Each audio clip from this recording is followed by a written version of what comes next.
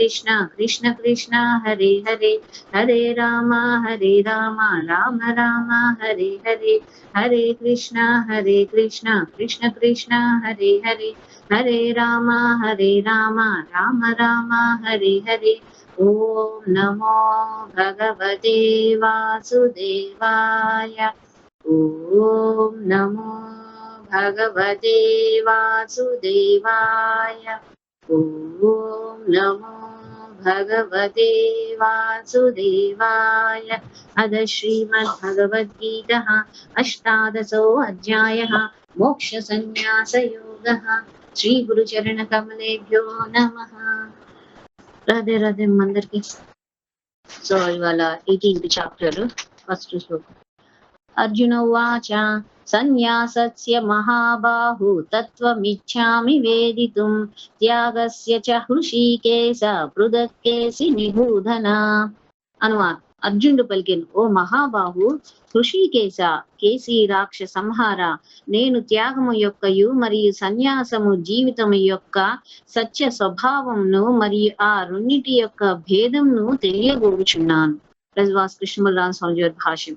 భగవద్గీత ఎందలి ఈ తుది అధ్యాయమందు భక్తి యోగము మరియు మోక్షమునకు తోడు సన్యాస మార్గము, జ్ఞాన మార్గము మరియు త్రివిధ కర్మలు చర్చించబడును. ఈ విషయంలో భగవద్గీత ఎందంతటను ఇదివరకే చర్చింపబడినవి.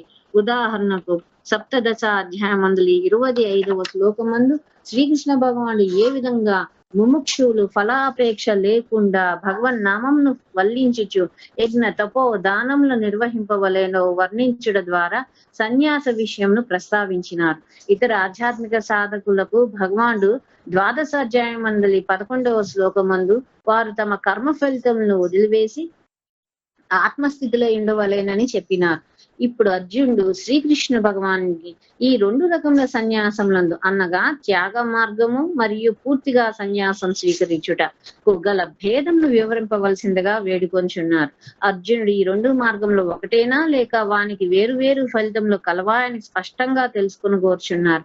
అర్జునుడు శ్రీకృష్ణ భగవానుని హృషీకేశునిగా సంబోధించినప్పుడు దానికి అర్థం, ఓ కృష్ణ, నీవే నా బుద్ధికి నియామకుడు కావున నా ఎందుగల ఈ సంశయము నీ సంకల్పం వలననే ఉత్పన్నమైనది. మహాబాహు అను నామము శ్రీకృష్ణ భగవానుడు అపరిమిత శక్తివంతుడనియు మరియు అర్జునుని స్నేహితుడనియు సూచించును. కేసి నిగూఢన అనున్నది శ్రీకృష్ణునికి గల మరొక పేరు. కేసి అను రాక్షసుని వధించడచే ఈ పేరు వచ్చినది. అర్జునుడు సర్వశక్తివంతుడకు భగవానుడైన శ్రీకృష్ణుని కేసి వంటి తన అసుర స్వాభావిక సంశయంను సత్వరమే నిర్జింపవలసినదిగా వేడుకొంచున్నారు.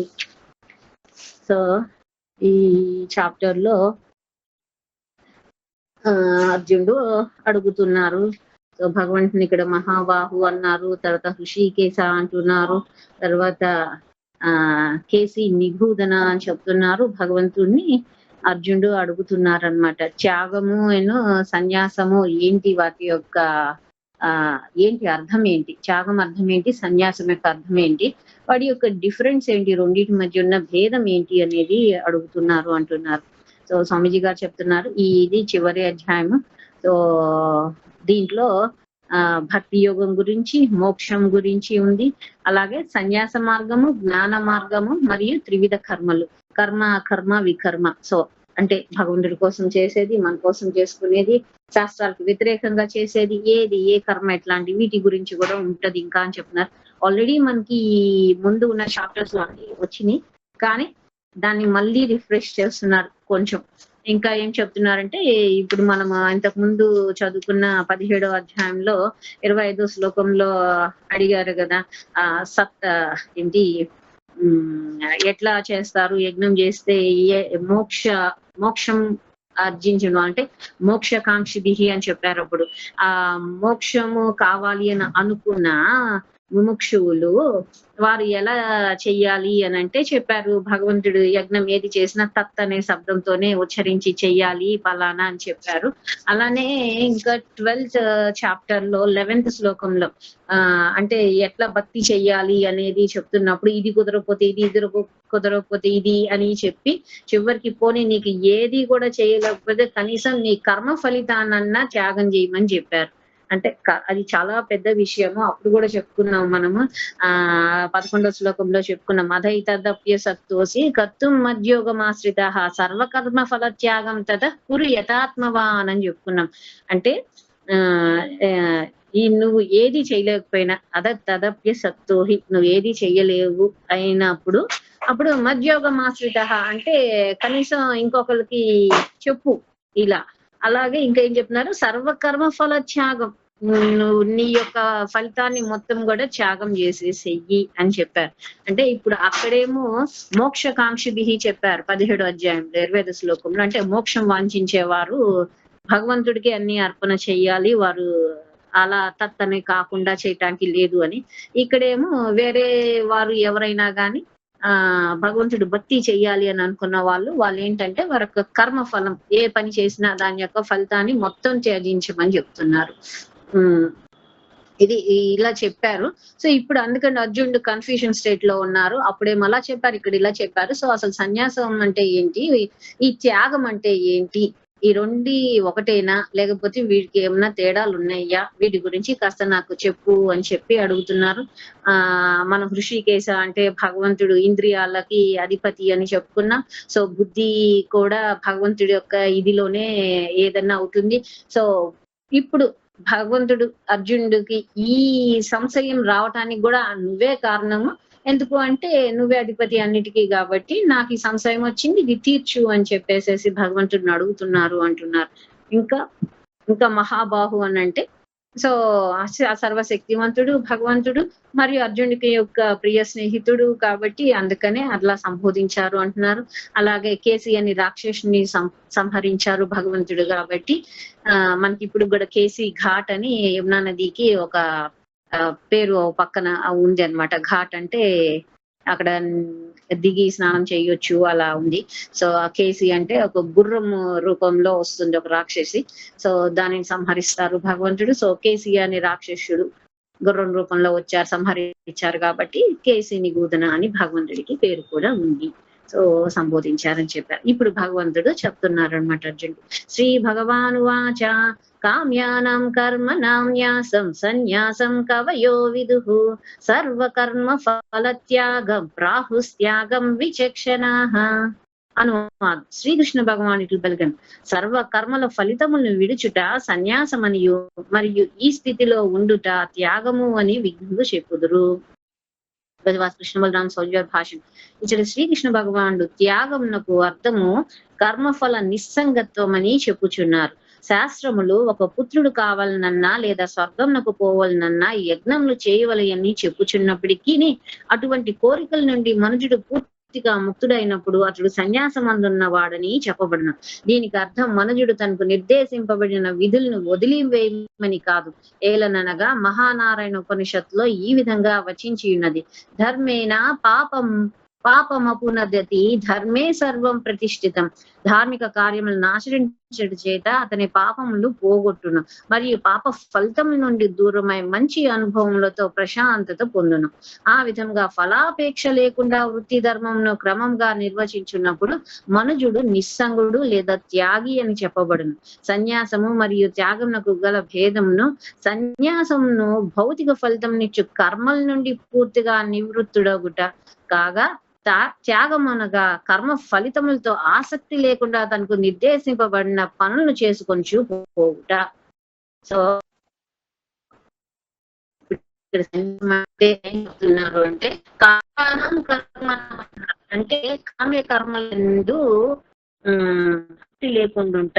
కామ్య కర్మలు అంటే మనకి ఒక కోరికతో కూడిన ఆసక్తి లేకుండా ఉంటే అసలు అది ఉంటే సన్యాసం. ఇది ఏంటి మరి అంటే ఇది కవయో విదుహు అంటున్నారు. అంటే పండితులు చెప్తున్నారు అని చెప్తున్నారు అన్నమాట, అన్ని తెలిసిన వారు చెప్తున్నారు సన్యాసం అంటే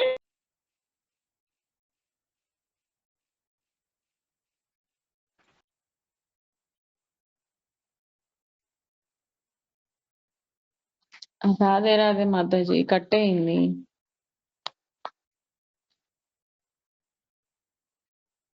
వాయిస్ వినపడుతుందా ఎవరికన్నా మాతాజీది? లేదు ప్రశాంతి. ఒకదానికి వినుకోవట్లేదండి, మీకు అప్డేట్ మళ్ళీ కాల్ మళ్ళీ ఒకసారి రాదే ఏం పోయిందా నాది? కట్ అయిపోయింది. ఇప్పుడేనా? ఇప్పుడే వస్తుంది. అది సెకండ్ ఎక్స్ప్లెయిన్ చేస్తున్నారు కదా, కామ్యానాం కర్మణాం అని. అక్కడ వినపడలేదు అయితే. ఓకే.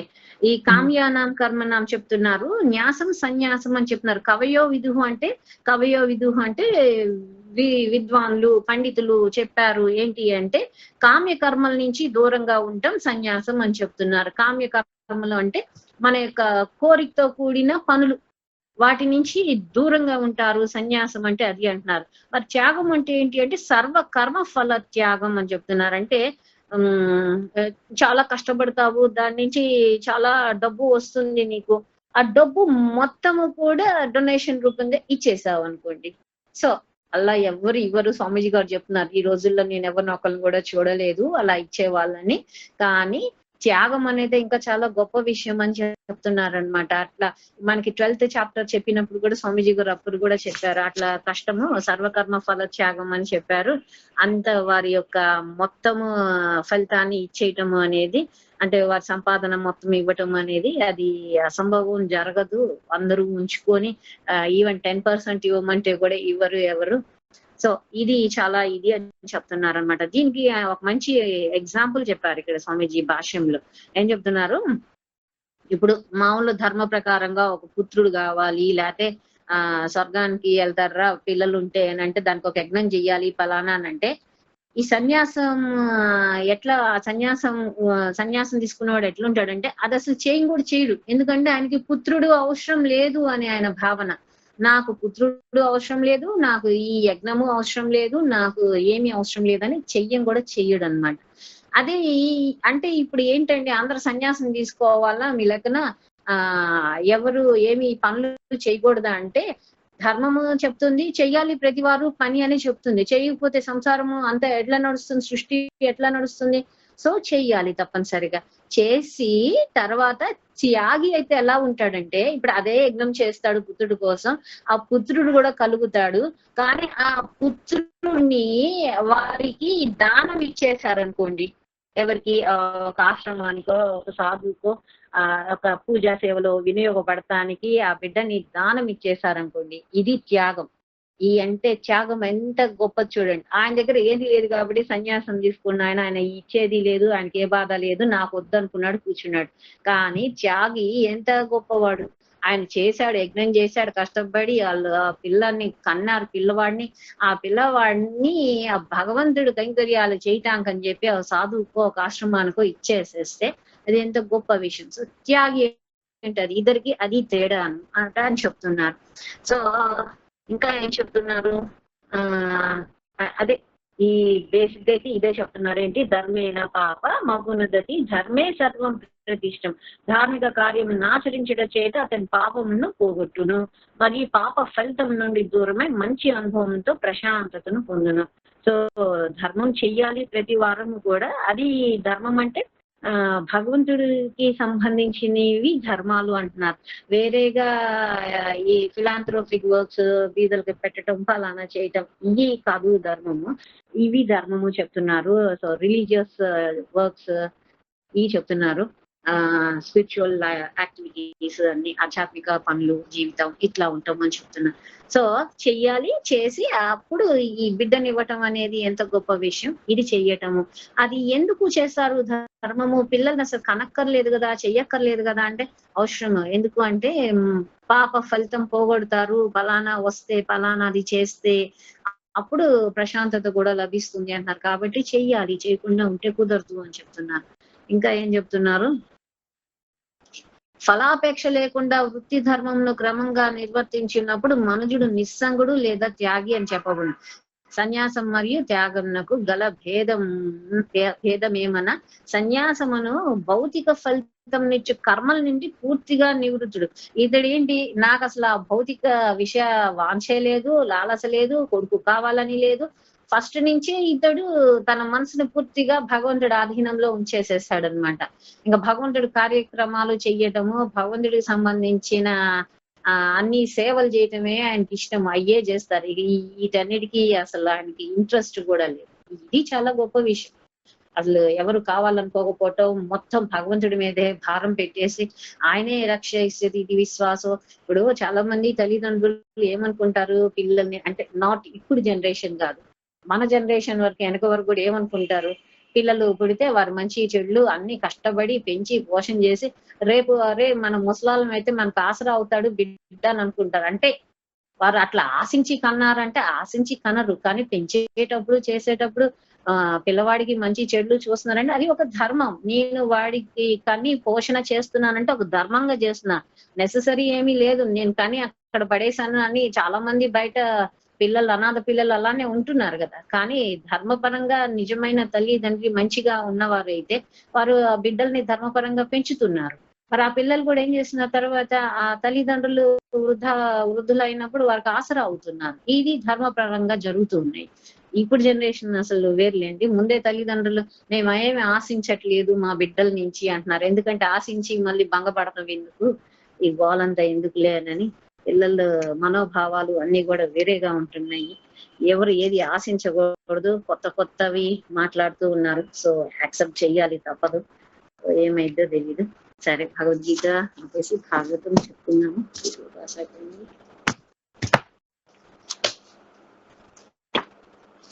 శ్రీ గురు చరణ కమలేభ్యో నమః. భాగవత మహాపురాణం ఈ 3వ శ్లోకం. నిన్న 2 చెప్పుకున్నాం కదా. ఓకే. గతి స్మితా ప్రేక్షణా భాసనాదిషు ప్రియా ప్రియస్య ప్రతిరూఢమూర్తయా అసౌ అహం త్వ ఇతి అబాలస్తదాత్మికా న్యావేదిషు కృష్ణ విహార విభ్రమ. అనువాదం. ఈ యొక్క గోపికలు భగవంతుని యొక్క పూర్తిగా ఆలోచనలో, వారి ఆలోచనలతో మునిగిపోయి ఉండి వారు భగవంతుడు ఎలా నడుస్తున్నారు, ఎలా నవ్వుతున్నారు, ఎలా వారి వైపు చూస్తున్నారు, ఎలా మాట్లాడారు, ఇంకా వారి యొక్క రకరకాలైన ప్రవర్తనలు అన్ని కూడా అనుకరిస్తున్నారు అని అంటున్నారు. కృష్ణుడు ఎలా అయితే చేశారో అవి అన్ని కూడా వీరు అనుకరిస్తున్నారు, అంటే ఇమిటేట్ చేస్తున్నారు అనమాట. వారిని అట్లా చేశాడు కృష్ణుడు ఇట్లా చేశారని. అలా వారు పిచ్చి అయిపోయి ఉన్నారు కృష్ణుడి మీద ప్రేమకి అని చెప్తున్నారు. ఇంకా వారిని వారు కృష్ణుడి లాగా అనుకొని ఒకరికి ఒకళ్ళు అట్లా బిహేవ్ చేస్తున్నారు అనమాట.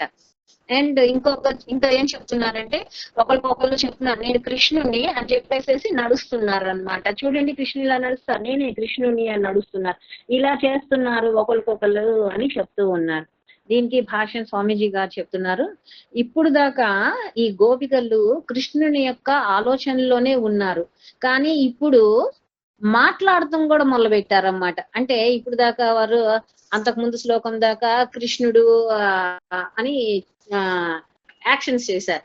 ఇప్పుడేంటి చెప్తున్నారు పక్కన సకులకు కూడా, ఏంటి అని అంటే నేనే కృష్ణుని చూడు నడుస్తున్నాను, నేను కృష్ణుడిలాగా నవ్వుతున్నాను చూడు, నేను కృష్ణుడిలాగా చూస్తున్నాను చూడు అని, నేను కృష్ణుడిలాగా మాట్లాడుతున్నాను, ఇలా చెప్పుకుంటున్నారు అని చెప్తున్నారు. అంటే వారు ఈ భగవంతుడు ప్రేమతో చాలా ఆవహించబడి ఉన్నారు అని చెప్తున్నారు. అందుకనే వారు ఒకరినొకరు వారే కృష్ణుడు అన్నట్టు చేస్తున్నారు అని చెప్తున్నారు. వారి యొక్క ఆలోచనలో మునిగిపోయి ఉన్నారు అని చెప్తున్నారు. వారు ఈ అహం గ్రహోపాసకాస్ అంటే అంటే ఏంటి అంటే ఎవరైనా చెప్పారనుకోండి నేనే దేవుణ్ణి, నేనే పరమాత్మని, నా ఏంటి భగవంతుడికి నాకు భేదం లేదు, నేను దేవుణ్ణి అవుతాను, లేకపోతే నేను చనిపోయినాక దేవుళ్ళో లీనమవుతాను, ఇలా చెప్తారు. అది తప్పు. అలా కాదు, వీళ్ళు ఆ యొక్క ఇదిలో వీళ్ళని తీసుకోకూడదు, ఆ కేటగిరీలో వీళ్ళని, ఆ ఉద్దేశంతో వీళ్ళని చూడకూడదు అని చెప్తున్నారు అన్నమాట. ఇక్కడ గోపికలు అలా భగవంతుడిలాగా చేస్తున్నా కూడా వారి యొక్క ఇది ఏంటి అంటే వారు అనన్యమైన భక్తులు, కృష్ణుడి యొక్క అనన్యమైన భక్తులు. అందుకని వారు భగవంతుడితో ఒకటిలాగా భావన చేస్తూ ఉన్నారు అని అంటున్నారు. అంటే లోపల భగవంతుడి మనసులో ఏకం కావడం లాగా అన్నమాట. ఆయన లాగా అనుకొని చేస్తున్నారు అంతేగాని వారికి ఎప్పుడూ లేదు వారే భగవంతుడు, లేకపోతే వారు భగవంతుడు సమానం, ఈ భావన ఎప్పుడూ లేదు అని చెప్తున్నారు. అందుకని ఇది ఎట్లా తెలుస్తుంది వాళ్ళకి అలా లేదని, వారు అలానే నటిస్తున్నారు కదా అని అంటే దానికి చెప్తున్నారు మా సుఖదేవ్ గోస్వామి వారు తదాత్మిక అన్న వర్డ్ యూజ్ చేశారు అక్కడ. అది ఏం చెప్తుంది అంటే గోపికలు ఎప్పుడు కూడా భగవంతుడికి వేరుగానే ఉన్నారు. ఎట్లా అంటే ఆనందించువారు, ఆనందించేవారు, అంటే ఆనందించిన వారు, అంటే ఎంజాయ్ తీసుకుంటాము అంటే నేను ఆ యొక్క ఎంజాయ్మెంట్ తీసుకుంటాం. ఎంజాయర్ అంటే ఇంకా అనుభవిస్తూ ఉన్నారు అన్నమాట. అట్లా ఆనందించిన వారు, ఆనందించేవారు, భగవంతుడు గోపికలు ఎప్పుడు కూడా వేరుగా అలానే ఉన్నారు. ఇంకా పైగా వారి యొక్క సృహలో ఎప్పుడు కూడా భగవంతుడు ఇమిడి ఉన్నారు అని చెప్తున్నారు. అందుకనే వారు ఎప్పుడు కూడా భగవంతుని మనస్సులో ఏకం అవుతున్నారు కానీ శరీర పరంగా వారు ఎప్పుడు వేరుగానే భావన చేసుకున్నారు అని చెప్తున్నారు అన్నమాట. దీనికి ఒక అర్థం చెప్తున్నారు. ఏంటి అంటే ఇప్పుడు ఒక పవర్ హౌస్ అంటే ఏం చెప్తారు, మనకు కరెంటు వస్తుంది కదా. సో ఒక రాగి పవర్ హౌస్ కి అనుసంధానించబడి మరియు విద్యుత్ అంటే ఎలక్ట్రిసిటీ పాస్ అవుతుంది అనుకోండి ఒక కాపర్ వైర్ కి, అంటే రాగి తీగకి. అది రాగి తీగ అని పిలవరు కదా అప్పుడు, మామూలుగా ఒక రాగి తీగే కదా మనం కాపర్ వైరే కదా సాకెట్ లో పెట్టేది. అప్పుడే పవర్ నుంచి పవర్ వచ్చి ఈ కాపర్ వైర్ లోకి వెళ్తుంది. కానీ అప్పుడు మనం దాన్ని ఏమంటాము, అది కరెంట్ వైర్ అంటాము, కరెంట్ పాస్ అవుతుంది కాబట్టి. అప్పుడు మామూలుగా దాన్ని రాగి తీగ అని అనము కదా, కానీ అది రాగి తీగే, పవర్ పాస్ అవుతుంది అప్పుడు దాన్ని కరెంట్ వైర్ అంటున్నాం. కానీ అది రాగి తీగే, అది వేరేనే. అట్లానే అది కరెంట్ కాదు. అలానే ఈ గోపికలు కూడా వాళ్ళు గోపికలే, కానీ భగవంతుడి యొక్క ఇమిడిపోయి ఉండి ఆ ధ్యానంలో, ఆ ఆలోచనల్లో వారు అలా బిహేవ్ చేస్తున్నారు కాబట్టి వారు చేసింది తప్పు కాదు అనేది చెప్తూ ఉన్నారనమాట.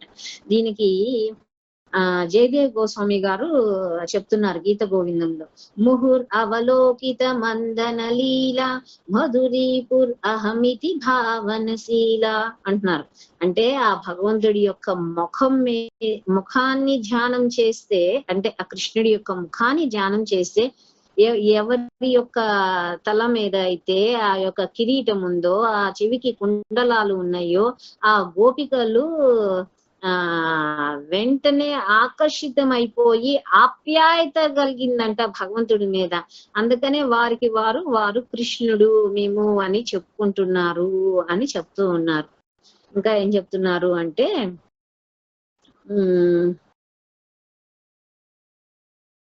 ఇంకా దీనికి చెప్తున్నారనమాట, ఎవరివన్నా భగవంతుడితో ఐడెంటిఫై చేసుకుంటూ ఉంటే వారి యొక్క గుణం ఎట్లా తెలుస్తుంది అని అంటే, వారి యొక్క గుణం భగవంతుని విశ్వసించడం మీద ఆధారపడి ఉంటది అని అంటున్నారు.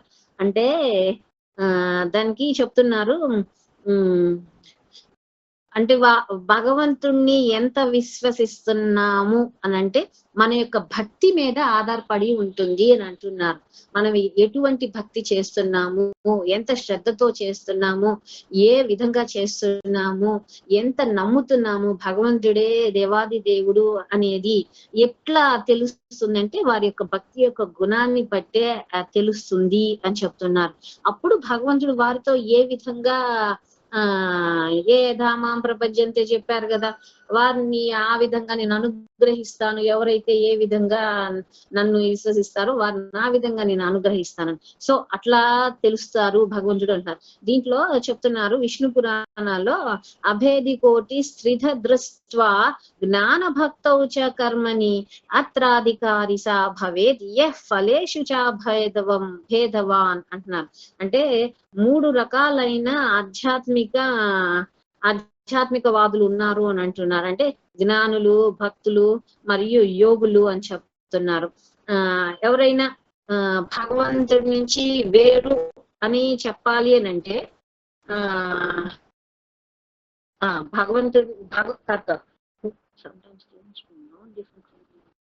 అంటే భగవంతుడికి భిన్నం కాదు అని ఎవరైనా చెప్పారు అని అంటే చెప్తున్నారు, వీరు ముగ్గురు చెప్తారు భగవంతుడికి భిన్నం కాదు, మేము కూడా భగవంతుడితో ఒకటే అన్నట్లుగా చెప్తారు.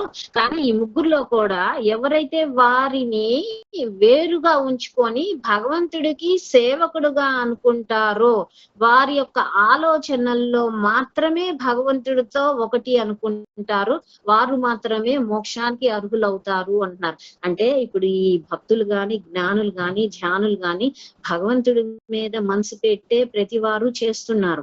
కానీ జ్ఞానులు ఇంకా తెలుసుకునే ఇదిలోనే ఉన్నారు. ఈ ధ్యానులు ఏంటి, లోపల ఏదో ఊహ చేసుకుంటూ ఉన్నారు. భక్తులు అసలీగా భగవంతుడి యొక్క రూపాన్ని చూడటము, చేయటము, వారికి సేవ చేయటానికి ఇష్టపడుతున్నారు. వారికి సేవ చేసి కానీ మనసులో ఏమనుకుంటున్నారు, భగవంతుడితో మమేకమైనట్టు భావం చేస్తున్నారు. కానీ వారికి దాసి భావనతోనే ఉంటున్నారు. ఎవరైతే ఈ విధంగా ఆలోచన చేస్తారో వారే మోక్షానికి అర్హులు అని చెప్తున్నారు. ఇప్పుడు ఎవరు చేస్తున్నారు, ఈ గోపికలు అలానే చేస్తున్నారు కదా, వారి భావన అలానే ఉంది. ఏంటి, దాసులు అనే చెప్తున్నారు భగవంతుడికి, కానీ వారి యొక్క మనసుల్లో మాత్రం ఎప్పుడు చూసినా కృష్ణుడి యొక్క ఆరాధన, కృష్ణ ప్రేమ, కృష్ణ తత్వమే మునిగిపోయి ఉన్నారు అన్నమాట. సో అది చెప్పారు. నెక్స్ట్, గాయంత్య ఉచ్చైరముం ఏవ సంహత విచిక్యుర్ ఉన్మత్తకవద్వనాద్వనం పప్రచురాకసావద్ అనంతరం బహిర్ భూతేషు సంతం పురుషం వనస్పతీన్. అనువాదము. వీరందరంట ఒకే స్వరంతో అందరు కలిసి ఎలాంటి భేదభావాలు లేకుండా ఒకే లక్ష్యం కోసం సమిష్టిగా పెద్దగా భగవంతుని యొక్క మహిమలు పాడుతూ ఉన్నారు అంట. అంటే ఎట్లా పాడుతున్నారు అంటే, పిచ్చెక్కిన వాళ్ళు, ప్రేమలో పిచ్చెక్కి ఉన్నవారు చూసారా, అంటే ఇంకా అంత తన్మయత్వంతో పాడుతున్నారు అని ఒక రకంగా. అంటే ఇక్కడ మ్యాడ్ అండ్ బై లవ్ అంటున్నారు కానీ అంటే అది తన్మయత్వంతో పాడుతున్నారు అని అర్థము. భగవంతుడి కోసం అందరికీ ఒకటే లక్ష్యం, అందరికీ భగవంతుడే కావాలి అని చెప్తున్నారు. అంటే ఇక్కడ చెప్తున్నారు, lord Krishna's glories in concert like harmony అని చెప్తున్నారు. కన్సర్ట్ లైక్ హార్మోనీ అంటే ఎవరికి కూడా భేదభావాలు లేవు, అందరూ ఒకే ఇదిగా ఒకే లక్ష్యం కోసం సమిష్టిగా అందరు కలిసి పాటలు పాడుతున్నారు అన్నమాట. పెద్దగా ఆయన మహిమల గురించి పాడుతున్నారు అని చెప్తున్నారు. ఇంకా చెప్తున్నారు, వారిక భగవంతుడి కోసం ఒక అడవి నుంచి, అంటే ఈ వృందావన వనాలు ఉన్నాయి కదా, ఈ ఒక వనం నుంచి ఒక వనం ఎత్తుక్కుంటూ తిరుగుతున్నారు అని అంటున్నారు. భగవంతుడు ప్రతి వారి లోపల బయట అన్ని జీవుల్లో ఉన్నా కూడా ఎట్లా అంటే, ఇప్పుడు ఆకాశం అంటే ఆకాశం ఉంది, ఎక్కడైనా ఉంది, అది లోపల ఉంది బయట ఉంది. ఇప్పుడు గిన్నెలో లోపల ఉంటుంది, గిన్నె బయట ఎడల్పు పక్కలా ఉంటది, అన్ని చోట్ల ఉంటుంది. సో భగవంతుడు ప్రతి దాంట్లో అట్లానే ఉన్నారు. అయినా కూడా ఈ గోపికలు అన్ని చెట్లని, లతల్ని, అడవుల్లో ఉన్న వాటన్నిటిని అడుగుతున్నారు, ఎక్కడ కృష్ణుడు ఎక్కడా, కృష్ణుడు ఎక్కడా అని చెప్పి అడుగుతూ తిరుగుతున్నారు అని చెప్తున్నారు. దీనికి స్వామీజీ గారు భాషణలో చెప్తున్నారు, పురాణ గ్రంథాల్లో భగవంతుడి కోసం ఎట్లా బ్రతకాలి అనేది వివరణ ఇచ్చారు అని చెప్తున్నారు. ఎట్లా అంటే, ముందు భక్తిని, భక్తియుక్తమైన సేవని సాధన చెయ్యాలి. ఎవరైనా ఒక సత్ప్రామాణిక గురువు ఆధ్వర్యంలో ఈ యొక్క భక్తిని సాధన చెయ్యాలి అని చెప్తున్నారు. ఇంకా ఏం చెప్తున్నారు అంటే, ఎప్పుడైతే వారి కింద మనం సాధన చేస్తామో, సత్ప్రామాణిక గురువు కింద సాధన చేస్తామో, అప్పుడు మనము ఈ యొక్క అరిషడ్ వర్గాల నుంచి దూరం అవుతాము అని చెప్తున్నారు. అంటే ఈ కామ, క్రోధ, లోభ, మోహ, మద, మాత్సర్యాల నుంచి దూరం అయ్యి అసలు దివ్య దృష్టి అని పెంచుకుంటాము భగవంతుని చూడటానికి అని చెప్తున్నారు. మరి ఇంకా ఎవరైనా ఆశ్చర్యపోవచ్చు, ఈ గోపికలు భగవంతుడి కోసం, కన్నయ్య కోసము ఒక అడవి నుంచి ఇంకో అడవికి వెళ్తూ ఉన్నారు. ఎందుకు వారు ముందు అంత పెద్దగా పాటలు పాడుతున్నారు ఆయన మహిమల గురించి?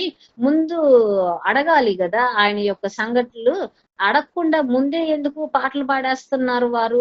అంత ఆయన మహిమల గురించి ఎందుకు స్తుతి చేస్తున్నారు వాళ్ళు అని అడగొచ్చు. దానికి ఈ భగవంతుడు నారదుల వారికి పద్మ పురాణంలో చెప్పారన్నమాట. స్వయంగా భగవంతుడే చెప్పారు నారదుల వారికి. ఇది మనము చాలా సార్లు చెప్పుకుంటాం. నాహం వాసామి వైకుంఠే యోగినా హృదయేనాచ మద్భక్తా ఎత్ర గాయంత్రి తత్ర తిష్టామి నారద చెప్పారు. నారదుల వారికి చెప్పారు కదా, నేను నా యొక్క వైకుంఠంలో, నా ఆధ్యాత్మిక పరంధామంలో ఉండను, వైకుంఠంలో మరి నేను ఈ నా కోసం ధ్యానం చేసే వారి హృదయాల్లో కూడా ఉండను, నా భక్తులు ఎక్కడైతే నా గుణగానం చేస్తుంటానో అక్కడే ఉంటాను అని చెప్పారు. సో అందుకని వీరు ఏది చేసినా శాస్త్ర ప్రమాణంగానే చేస్తున్నారు గోపికలు చూడండి. అందుకని ముందు నుంచి ఆయన స్తుతి చేసి ఆయన మహిమలు కీర్తన చేస్తూ ఉన్నారు అన్నమాట గోపికలు. ఇంకా చెప్తున్నారు, ఎవరైనా ఈ యొక్క ఆధ్యాత్మిక సత్యాన్ని అన్వేషిస్తున్నారు అయితే వారు ఈ గోపికలు ఎలా అయితే ఒక చోటు నుంచి ఇంకొక చోటికి వెళ్తూ ఉన్నారో అలానే వీరు కూడా ఇంకా శోధన చెయ్యాలి. ఎప్పుడు దాకా అంటే ఒక సత్ప్రామాణిక గురువు దొరికే వరకు, అప్పుడు దాకా వెతుకులాట చేస్తూనే ఉండాలి అంటున్నారు. కానీ ఒకసారి దొరికారు అయితే ఒక సత్ప్రామాణిక గురువు, వారికి పూర్తి శరణాగతి అవ్వాలి అని చెప్తున్నారు. వారి దగ్గర నుంచి మనము అప్పుడు ఈ అతీంద్రియ శాస్త్రము మనము తీసుకోగలుగుతాం, నేర్చుకోగలుగుతాము అని చెప్తున్నారు. అలాగే ఈ గురువు గారిని ఈ యొక్క ఆధ్యాత్మిక ప్రశ్నలు అడిగి వారి యొక్క ఇన్స్ట్రక్షన్స్ ప్రకారంగా చేస్తే అప్పుడు తప్పనిసరిగా కృష్ణుణ్ణి చూడగలుగుతాము అని చెప్తున్నారు. ఇంకా చెప్తున్నారు, ఇది చాలా అత్యవసరం అని కూడా చెప్తున్నారు. ఎవరైతే సిన్సియర్ గా, సీరియస్ గా, అంటే గంభీరంగా, నిజాయితీగా భగవంతుడు భక్తి కావాలి అని అనుకుంటున్నారో ఇది తప్పనిసరిగా చెయ్యాలి అని చెప్తున్నారు. ఇంకా ఏం చెప్తున్నారు, చాలా వినయంగా కూడా ఉండాలి అని చెప్తున్నారు. ఇంకా వారిని వారు ఏమనుకోవాలి అంటే అందరికంటే అతి హీనుణ్ణి అని అనుకోవాలి అని చెప్తున్నారు. భగవంతుడిని అర్థం చేసుకోవాలి అంటే తన్ని తాను చాలా తక్కువ వాడిగా అనుకోవాలి అని చెప్తున్నారు. ఇంకా ఏం చెప్తున్నారు అంటే వారి యొక్క గుణగానం చెయ్యాలి, వారి మహిమని స్తుతి చేయాలి, నామ జపం చేయాలి అని చెప్తున్నారు. ఇంకా ఏమంటున్నారంటే ఈ అన్ని నామాలు కూడా హృదయం నుంచి రావాలి అని చెప్తున్నారు. అహంకారము కపటము ఉండనే కూడదు అని చెప్తున్నారు. ఇంకా మనం ఇది చెప్పుకున్నాం, శిక్షాష్టకంలో చైతన్య మహాప్రభు చెప్పారు కదా, తృణాదపి సునీచేన తరోరపి సహిష్ణున అమాననీయమానదేన కీర్తనీయ సదాహరి చెప్పుకున్నాం. ఎవరైనా కూడా వారిని వారు చాలా గడ్డిపోస్తో సమానంగా భావన చెయ్యాలి. అలాగే చెట్టుకి ఎంత అయితే ఓర్పు ఉంటుందో అంత ఓర్పుగా ఉండాలి అని చెప్తున్నారు. అలాగే ఈ అహము ఇవేమి ఉండకూడదు అని చెప్తున్నారు. తర్వాత ఇంకా ఏం చెప్తున్నారు, ఎవరైనా మనల్ని అవమానం చేసిన వారిని కూడా గౌరవం ఇవ్వాలి అని చెప్తున్నారు. మరియు భగవంతుడి యొక్క కీర్తన ఎప్పుడు చేస్తూ ఉండాలి, హరి యొక్క కీర్తన అని కూడా చెప్పారు. అంటే అంటే ఏది చెట్టులాగా ఉండమన్నారు కాబట్టి ఎవరైనా జడంలాగా ఆపరనే ఉండటము అని కాదు. ప్రతి వారు వారి యొక్క అహము, వారి యొక్క కపటము వదిలిపెట్టాలి భగవంతుడిని చూడటానికి అని చెప్తున్నారు. ఎప్పుడు కూడా వేద నాగరికత ప్రతి వారిని కూడా ఏంటి నిష్క్రియాత్మకంగా, అంటే ఈ ప్రపంచం అంటే ఈ ఏమి కదలిక లేకుండా ఉండమని ఎప్పుడూ చెప్పదు. మరియు వారికి సంబంధించిన అన్ని వదులుకోమని కూడా చెప్పదు. అది ఏం చెప్తుందంటే డైరెక్ట్ వన్ అనన్యమైన భక్తులు అవ్వటానికి, భగవంతుడి యొక్క అనన్యమైన భక్తులు అవ్వటానికి వారికి ఉన్న అన్నిటినీ కూడా భగవంతుడికి యొక్క సేవలో వినియోగించి వాటన్నిటినీ కూడా ఆధ్యాత్మికరించమంటున్నారు. అంటే వాటికి కూడా ఒక శక్తి వస్తుంది, మెటీరియల్ భౌతికమైన వాటినన్నిటిని కూడా భగవంతుడి సేవలో వినియోగించి వాటి అన్నిటి కూడా స్పిరిచువలైజ్ చేయమంటున్నారు, అంటే ఆధ్యాత్మికరించమని చెప్తున్నారు అనమాట. అప్పుడు వారికి ఈ ప్రపంచం నుండి విముక్తి ద్వారాలు తెరవబడతాయి అని చెప్తున్నారు.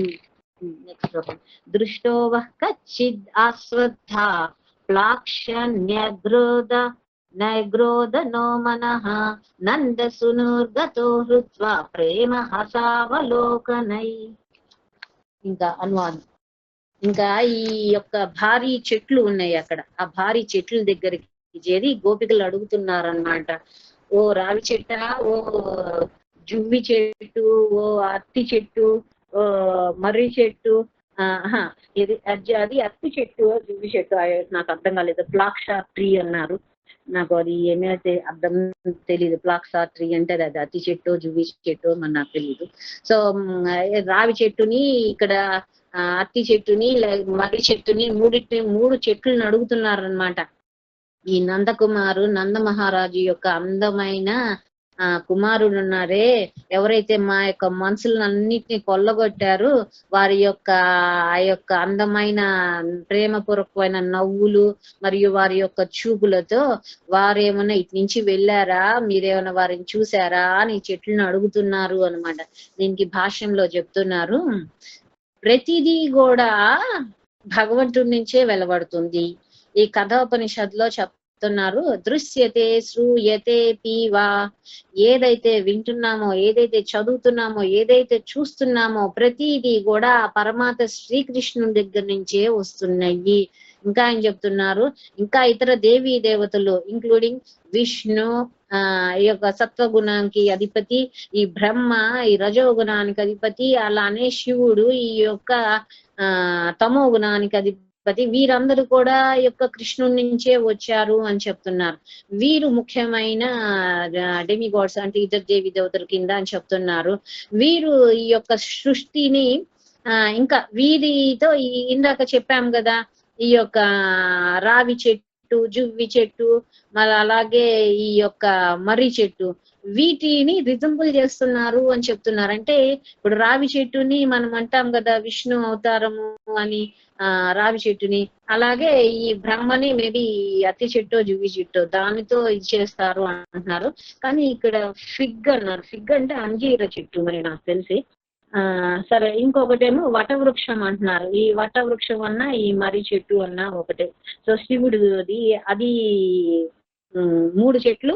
అంటే వీరు బ్రహ్మ విష్ణు మహేశ్వరుని అని తలంచి వాళ్ళకి ఈ చెట్లు అవి వాటిని రిప్రజెంట్ చేస్తున్నాయని వాళ్ళని అడుగుతున్నారు అన్న ఇది చెప్తున్నారు అన్నమాట. ఎందుకు ఆ చెట్లని అడిగారు అని అంటే, ఈ గోపికలు చూస్తానికి ఏమో చాలా గ్రామవాసులు, పల్లెవాసులు, ఏమీ తెలియదు, అమాయకులు, ఏదో పాలు పెరుగు వెన్న అమ్ముకుంటారు, ఇట్లానే ఉన్నారు.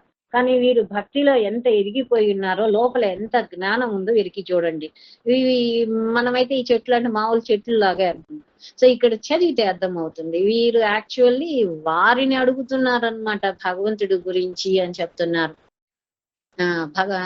ఎక్కడ ఉన్నారు, ఇంకా పైగా వారిని అడుగుతున్నారు, మా మనసులు కొల్లగొట్టి వెళ్ళిపోయారు, ఆయన గురించి మీకు ఏమైనా తెలుసా, కొంచెం చెప్పండి అని అడుగుతున్నారు అని చెప్తున్నారు. ఇంకా ఏం చెప్తున్నారు, వీరు ముగ్గురు కూడా 3 గుణాలకి అధిపతులు కదా. అంటే వీరు అంటే ఇక్కడ ఏం చెప్తున్నారు అంటే, గోపికలు ఈ 3 గుణాలకి ఇంకా పైన ఉన్నారు కదా. అంటే ఈ 3 గుణాల్లో కూడా వారికి ఇష్టం లేదు. విష్ణువుని చూసినా కూడా వారికి ఏమీ భావన లేదు, వారు ఆ సత్వగుణంలో కూడా కాదు, ఇంకా పైన ఉన్నారనమాట. అందుకనే ఈ 3 గుణాలు ఎందు కూడా వీరికి ఇష్టం లేదు అని చెప్తున్నారు. ఇంకా చెప్తున్నారు ఇక్కడ నందసును అని చెప్పేసి మాట్లాడారు కదా. అంటే వీరు పూర్తి అంకిత భావం, ఈ ఈ యొక్క గోపికల పూర్తి అంకిత భావం వల్ల కలిగిన స్వీయ సాక్షాత్కారం మూలాన వారు ఈ భగవంతుణ్ణి నందసును అని అన్నారు అని చెప్తున్నారు. ఏంటి అంటే ఇక్కడ మళ్ళీ భగవంతుడి యొక్క లక్షణం ఒక్కొక్క దానికి ఒక్కొక్క గుణం కూడా చెప్తున్నారు, ఆపాదిస్తున్నారు. ఏంటి అంటే, ఈ గోపికలు భగవంతుడి యొక్క నవ్వు గురించి చెప్పారు కదా, మరియు వారి అరుదైన చూపులు అని చెప్తున్నారు. వారి నవ్వు, వారి అరుదైన చూపులు సత్వగుణంలో ఉన్నాయంట. మరియు వారి జోకులు మరియు వారి యొక్క కదలికలు అన్ని కూడా ఈ రజోగుణంలో ఉన్నాయని చెప్తున్నారు. ఇంకేం చెప్తున్నారు, వారి యొక్క భౌతికమైన డీలింగ్స్ అన్ని కూడా తమో గుణంలో ఉన్నాయి అని చెప్తున్నారు. అంటే వారు చెప్తున్నారు, గోపికలు చెప్తున్నారు, ఈ భగవంతుడు మా లోపల ఉన్న స్వచ్ఛమైన భావాలు అన్ని కూడా కొల్లగొట్టేశారు, మా హృదయంలో యొక్క స్వచ్ఛమైన భావాలు కూడా కొల్లగొట్టారు కృష్ణుడు అని చెప్తున్నారు. అంటే ఈ అసలు ఆత్మ సాక్షాత్కారము అంటే స్వీయ సాక్షాత్కారం అంటాము, ఆత్మ సాక్షాత్కారం ఈ యొక్క 3 గుణాలకు కూడా ఇంకా పైన ఉంది అని చెప్తున్నారు. ఇంకా ఎవరైనా ఈ యొక్క అసలు భగవంతుడు ఆ యొక్క శుద్ధ భావాల నుంచి ఎవరన్నా కిందకి వచ్చారు అయితే భగవంతుడి యొక్క సహచర్యం దొరకటం కష్టం, మరియు వారికి ఈ ఆత్మ సాక్షాత్కారం అనేది కోల్పోతారు అని చెప్తున్నారు. అంటే ఎప్పుడు కూడా మనం చెప్పుకున్నాం కదా, త్రైగుణ్య విషయ వేదాని త్రైగుణో భవార్జున అని చెప్పి అర్జునుడికి భగవంతుడు చెప్పారు. సో ఇక్కడ గోపికలు వాళ్ళకి తెలియకపోయినా కూడా, అంటే ఇక్కడ గోపికలు కాత్యాయని వ్రతం చేసినప్పుడు ఏం చెప్పుకున్నాం, కాత్యాయని వ్రతం ఎందుకు చేశారు వారు, ఆమెని మాధ్యమంగా చేసుకున్నారు భగవంతుడిని పొందటానికి, ఆయన కావాలి అని, ఆయన పతిగా కావాలని ప్రియుడిగా కావాలని ఫలానా వారు ఆమెను మాధ్యమంగా చేసుకున్నారు. ఇక్కడ మనకి ఎవరు మరి మాధ్యం, మనకి గురువు గారు. సో వారికి గురువు ఎవరు లేరు, వారికి తెలియదు, వాళ్ళు గ్రామవాసులు, వారికి గురువు తెలియదు, ఏమీ తెలియదు. వారు అందుకనే కాత్యాయని వ్రతం చేశారు. సో అందుకని మనం కాత్యాయని వ్రతం చేయాల్సిన అవసరం లేదు, మనకి ఎవరు ఉన్నారు, స్వయంగా గురుదేవి వారు ఉన్నారు అన్నమాట.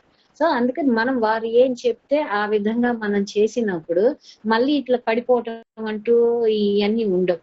అవి ఫాలో అయితే డెఫినెట్ గా ఒక రోజు వస్తుంది, మనకు కూడా ఆత్మ సాక్షాత్కారం వస్తుంది, భగవంతుడి గురించి అసలీగా తెలుసుకుంటాం.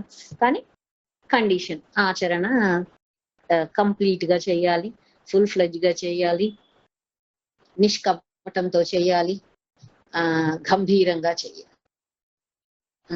అది ఉంది. సరే, ఇంకేం చెప్తున్నారు, మనం పడిపోయామా తగ్గామా అనేది ఎవరు చెప్తారు, ఎట్లా తెలుస్తుంది అంటే ఈ శాస్త్ర ప్రామాణిక గురువు ఉన్నారు కదా, వారికి తెలుస్తుంది అంటున్నారు. ఇందాక మాతాజీ ఏదో మెసేజ్ పెట్టారు, నాకు అది ఫుల్ ఫ్లెడ్జ్ గా అర్థం కాలేదు. సో మళ్ళీ వీడియో పంపిస్తా ఉన్నారు కదా, సరే దానివల్ల అర్థమవుతుందేమో. కాకపోతే నిన్న చెప్పినప్పుడు మాట్లాడినప్పుడు చెప్తున్నారు కదా, ఎవరు ఇంకా అంత గొప్ప భావన రాలేదు, ఎవరికి ఇంకా శుద్ధ భక్తి అంత రాలేదు ఫలానా అని. సో ఎలా తెలుస్తుంది, గురువుకి తెలుస్తుంది మన యొక్క పొజిషన్ ఏంటనేది. క్లాస్ లో పిల్లలందరికీ చదువు చెప్పిన గురువుకి ఏ పిల్లవాడు ఏ స్థాయిలో ఉన్నాడో తెలియదా, అది ఏ ఇదిలో ఉన్నారు అనేది. సో గురువు గారికి కూడా తెలుస్తుంది. అప్పుడు వారి యొక్క భావాలు ఎలా ఉంటాయి, వారి మాటలు ఎలా ఉంటాయి, వారి చేష్టలు ఎలా ఉంటాయి, వీరు నిష్కప్తంగా చెబుతున్నారా లేకపోతే ఆడంబరంగా చెప్తున్నారా, ఇవన్నీ తెలుస్తాయి. సో అందుకనే గురు శరణాగతి అయ్యి ఉన్నప్పుడు మనము మార్గం తప్పము అన్నమాట, కరెక్ట్ మార్గంలో ఉంటాము అని చెప్తున్నారు. ఇంకా చెప్తున్నారు, ఎవరన్నా అనుకోవచ్చు ఈ చెట్లకి ఏమైనా కళ్ళు ఉన్నాయ్యా, అవి కృష్ణుడు ఎక్కడికి వెళ్ళారో అని చూడటానికి వాటికి ఏమన్నా నాలుక ఉందా, అవి సమాధానం ఎలా చెప్తాయి ఈ గోపికలు క్వశ్చన్లు అడిగితే అని అంటే, దీనికి దశమతిపినిలో చెప్తున్నారు అనమాట. ఈ యొక్క చెట్ల యొక్క కొమ్మలు ఉన్నాయి చూసారా, అవే వాటి యొక్క కళ్ళు అంట. మరియు ఈ వాటి నుంచి ఏమైనా చిగుర్లు వస్తాయి కదా కొత్తగా, అవే వాటి యొక్క నాలుకలు అనంట. కానీ అవి మాట్లాడే శక్తి లేదు కాబట్టి అవి మాట్లాడతలేదు గోపికల యొక్క ప్రశ్నలకి, కానీ వాటికి కూడా అన్ని ఉన్నాయి అని చెప్తున్నారు. నెక్స్ట్, కశ్చిత్ పురబకాశోక నాగ పున్నాగ చంపక రామానుజో మానినీనాం ఇతో దర్పహరస్మిత. అనువాదం. ఇప్పుడు అక్కడేమో పెద్ద పెద్ద చెట్లను అడిగారు, ఇప్పుడేమో కాస్త చిన్న చెట్లని మొక్కల్ని వాటిని అంటే ఈ సుగంధభరితమైన చెట్లను అడుగుతున్నట్టున్నారు. ఓ కుర్బక చెట్టు అని, అశోక చెట్టు, నాగ, పున్నాగ, చంపక, మీరేమన్నా కృష్ణుడిని చూసారా, ఆయన ఎవరో తెలుసా, ఈ యొక్క బలరాముని యొక్క తమ్ముడు, ఆయన చిరుమందహాసం ఉంటది. ఇంకా చెప్తున్నారు, ఆ ధైర్యవంతులైన మహిళల యొక్క గర్వాన్ని తొలగిస్తారు ఆయన. ఎవరైతే ఈ యొక్క ధైర్యవంతులైన మహిళల ఆడవాళ్ళ యొక్క గర్వం తొలగిస్తారో, ఎవరైతే ఆ బలరాముడి యొక్క తమ్ముడు ఎవరి పెదాల మీద చిరు మందహాసం ఉంటుందో ఆ కృష్ణుణ్ణి మీరు చూసారా అని ఈ చెట్లందరినీ అడుగుతున్నారు. ఇక్కడ భాష్యం స్వామిజీ గారు చెప్తున్నారు, ఈ గోపికలు చేసిన వాటికి ఏం తెలియపరుస్తున్నారు అని అంటే, ఎప్పుడు కూడా భగవంతుణ్ణి వెతకటం అనేది ఎప్పుడు ఆపకూడదు, ఎటువంటి సందర్భంలో కూడా ఆపకూడదు అని చెప్తున్నారు. అంటే భక్తి ఎప్పుడు శ్రేష్టమైంది, భక్తి చేయటం ఎప్పుడు మానుకోకూడదు అని చెప్తూ ఉన్నారు. ఎటువంటి పరిస్థితుల్లో కూడా వీరికి దొరకలేదు కదా, కృష్ణుడు వెళ్ళిపోయారు, ఇంక మనం ఏం చేస్తాము, ఆయన ఎక్కడికో వెళ్ళిపోయారు అని వీళ్ళు ఆగిపోలేదు కదా. ఆయన ఎదుగుతూ తిరుగుతున్నారు, పైగా చెట్లను అడుగుతున్నారు, మొక్కలను అడుగుతున్నారు, అందరిని అడుగుతున్నారు. సో అది ఆగకూడదు అని చెప్తున్నారు. ఒక ప్రయత్నంతో కన్నా దొరకకపోతే మళ్ళీ మళ్ళీ కూడా ప్రయత్నాలు చెయ్యాలి అని చెప్తున్నారు. ఎట్లయితే ఈ గోపికలు ఇప్పుడు ఈ సుగంధభరితమైన చెట్ల దగ్గరికి వచ్చి అడుగుతున్నారు కదా భగవంతుడి యొక్క సంగతులు ఎక్కడ ఏమన్నా ఆయన గురించి అని అలా చెప్తున్నారు. ఇంకా చెప్తున్నారు 5 రకాలైన మార్గాలు ఉన్నాయి ఈ యొక్క భక్తిలో అని మనం చెప్పుకున్నాం. రసాలు ఉన్నాయి, 5 రకాల రసాలు. ఏంటది? శాంత రసము, తర్వాత దాస్య రసము, సాక్ష్య రసము, వాత్సల్య రసము, ఈ రాగానుగా భక్తి అని చెప్పారు కదా. ఎవరైనా కానీ ఈ 5 రసాలలో ఏదో ఒక రసంతో భగవంతుడిని పొందొచ్చు అని చెప్తున్నారు. అది గంభీరంగా ఆచరిస్తే, నమ్మకంతో గంభీరంగా ఆచరణ చేస్తే భగవంతుడు తప్పకుండా వారికి అనుగ్రహిస్తారు అని చెప్తున్నారు.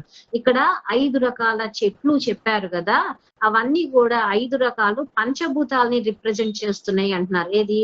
కుర్బక, అశోక, నాగ, పున్నాగ, చంపక, ఈ 5 చెట్లు కూడా ఈ యొక్క 5 పంచభూతాలని ఈ సృష్టి దేంతో అయితే మొత్తము ముందు ఏర్పడిందో వాటిని రిప్రజెంట్ చేస్తున్నాయి అని చెప్తున్నారు.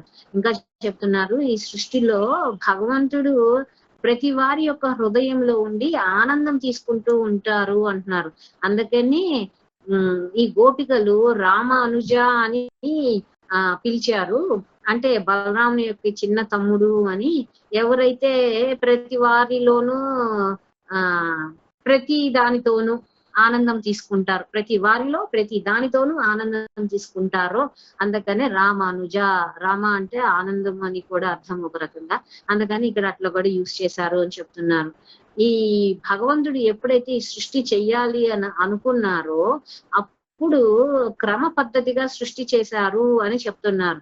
శ్వేతసూత్ర ఉపనిషత్తులో చెప్తున్నారు, తస్యాద్వా ఏతస్మాద్ ఆత్మన ఆకాశ సంభూత ఆకసాద్ వాయు వాయోస్తేజస్తేజశ అపః అదిభ్యా పృథివీ. అంటే ఈ భౌతిక సృష్టి మొత్తము ఈ యొక్క ఫస్ట్ బ్రహ్మ నుంచి వచ్చింది. ఈ బ్రహ్మ ఎక్కడి నుంచి వచ్చారు? భగవంతుడి యొక్క నాభి నుంచి వచ్చారు. ఆయనని సృష్టి చెయ్యి అని చెప్పినప్పుడు అప్పుడు ఫస్ట్ ఈ ఆకాశాన్ని ఈ యొక్క మొత్తం సృష్టి మొత్తము నిండుకునేటట్టు ఆకాశాన్ని క్రియేట్ చేశారు అని చెప్తున్నారు. తర్వాత ఈ కాలము ఈ ఆకాశంతో కూడి గాలి వచ్చింది అంటున్నారు. ఆకాశంతో ఈ కాలం అసలు ఫస్టే సృష్టి చేశారు భగవంతుడు. అది భాగవతంలో ఒక ఈ 2వ స్కందంలో అనుకుంటా దాని గురించి సృష్టి అంతా ఎట్లా జరిగింది, భగవంతుడు ఎట్లా సృష్టి చేశారు, భగవంతుడి తర్వాత బ్రహ్మ కూడా ఎలా సృష్టి చేశారు, ఏవేవి ఎలా వచ్చినాయి అవన్నీ ఉన్నాయి. సో అవన్నీ ఒక సందర్భం వచ్చినప్పుడు చెప్పుకున్నాము. సో దీంట్లో ఈ శ్వేతసూత్ర ఉపనిషత్తులో ఈ యొక్క వాక్యం చెప్పారు, దీని అర్థం చెప్తున్నారు. సో ముందే కాలం భగవంతుడు సృష్టి చేశారు, కాలం తర్వాతే ఏదైనా కూడా చేశారు. అందుకే అహం కాలోస్మి అని చెప్తున్నారు. భగవంతుడు కాలానికి ఎవరు కూడా తప్పించుకోలేరు కాలాన్ని నుంచి అని చెప్తారు. అందుకనే ఇతరుల్ని మనం ఎవరినన్నా ఏమన్నా మాట అన్నా ఏమన్నా చేసినా ఈ కాలము వారిని కాటేయక మాందు అని చెప్తున్నారు. ఇతరులకు హాని చేసినా కూడా కాలం వదిలిపెట్టదు అని చెప్తున్నారు. ఎందుకు అంటే మనం మాట్లాడే మాట శబ్దము ఆకాశం, ఇది శబ్దం వస్తుంది అని అంటే అది ఆకాశం, అది బయటికి వచ్చింది అయితే ఈ ప్రకృతిలో అన్ని కూడా స్వీకరిస్తున్నాయి. అది తప్పకుండా రియాక్షన్ మనకి బ్యాక్ ఇస్తుంది.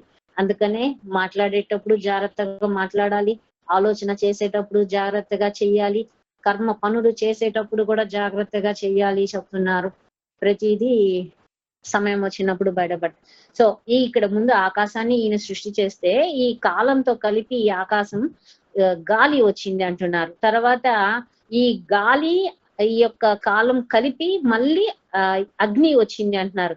మళ్ళీ అగ్ని కాలం కలిపి నీరు వచ్చింది అని చెప్తున్నారు. తర్వాత ఈ నీరు కాలం కలిపి పృథ్వీ వచ్చింది. అప్పుడు జీవులను సృష్టి చెయ్యటం మొదలు పెట్టారు అని అంటున్నారు. అప్పుడు భగవంతుడు వారి యొక్క హృదయాల్లో వారి నుంచి ఆనందం పొందటానికి భగవంతుడు వారి యొక్క హృదయంలోకి వచ్చారు అంటున్నారు. అలా భగవంతుడు ప్రతి వారి దగ్గర ఉన్నారు అని చెప్తున్నారు అన్నమాట. కాకపోతే అందరూ ఇప్పుడు ఆ యొక్క భగవంతుడు ఎవరు, మన హృదయంలో ఉన్నవారు ఎవరు, ఈ రెండింటికి మూలాధారుడు ఎవరు అది తెలుసుకోవాలి, ఆ వెతుకులాటలో ఉండాలి ప్రతి వారము అని చెప్తూ ఉన్నారు. నెక్స్ట్ శ్లోకం. కశ్చిత్ తులసి కళ్యాణి గోవింద చరణా ప్రియే సహత్వాలి కులైర్భిభ్రద్రష్టస్తేతి ప్రియోచ్యుత. అనువాదం. ఇప్పుడు ఆ చెట్లు అయిపోయినాయి కదా, ఆ 3 పెద్ద చెట్లు అయిపోయినాయి, తర్వాత 5 చెట్లు అయిపోయినాయి, ఇప్పుడు తులసమ్మ దగ్గరకు వచ్చారు. ఓ తులసి మాత, నువ్వు చాలా స్వాభావికంగా నువ్వు చాలా కరుణ గలదానివి, నువ్వు ఎప్పుడు ఆ గోవిందుని యొక్క పాదాల దగ్గర ఉండటం నీకు చాలా ఇష్టము కదా.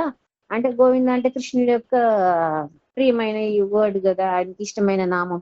సో అందుకని ఇక్కడ గోవింద అని యూజ్ చేస్తున్నారు. నీకు ఎప్పుడు గోవిందుని యొక్క పాదాల దగ్గర ఉంటే ఇష్టము, మరి వారికి కూడా నువ్వంటే చాలా ఇష్టము, అందుకనే వారు ఎప్పుడు కూడా నీ యొక్క మాలని ధరిస్తూ ఉంటారు.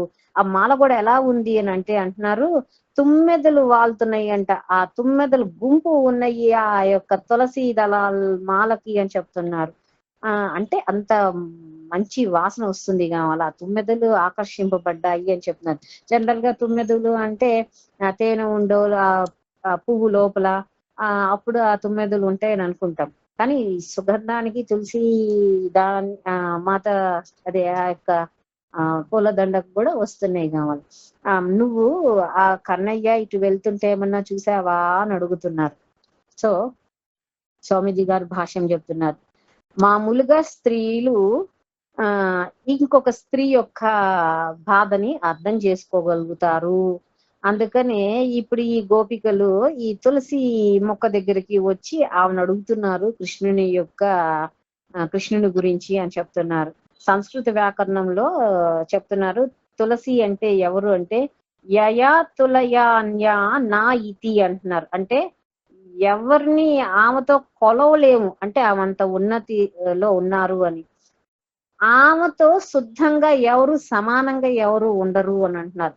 అంటే తుల్య అంటే ఆమెని ఎవరితో తూల అని చెప్తాం కదా, సో ఎవరిని కూడా ఆమెతో తుల చేయలేము, ఆమెని కంపేర్ చేయలేము అని.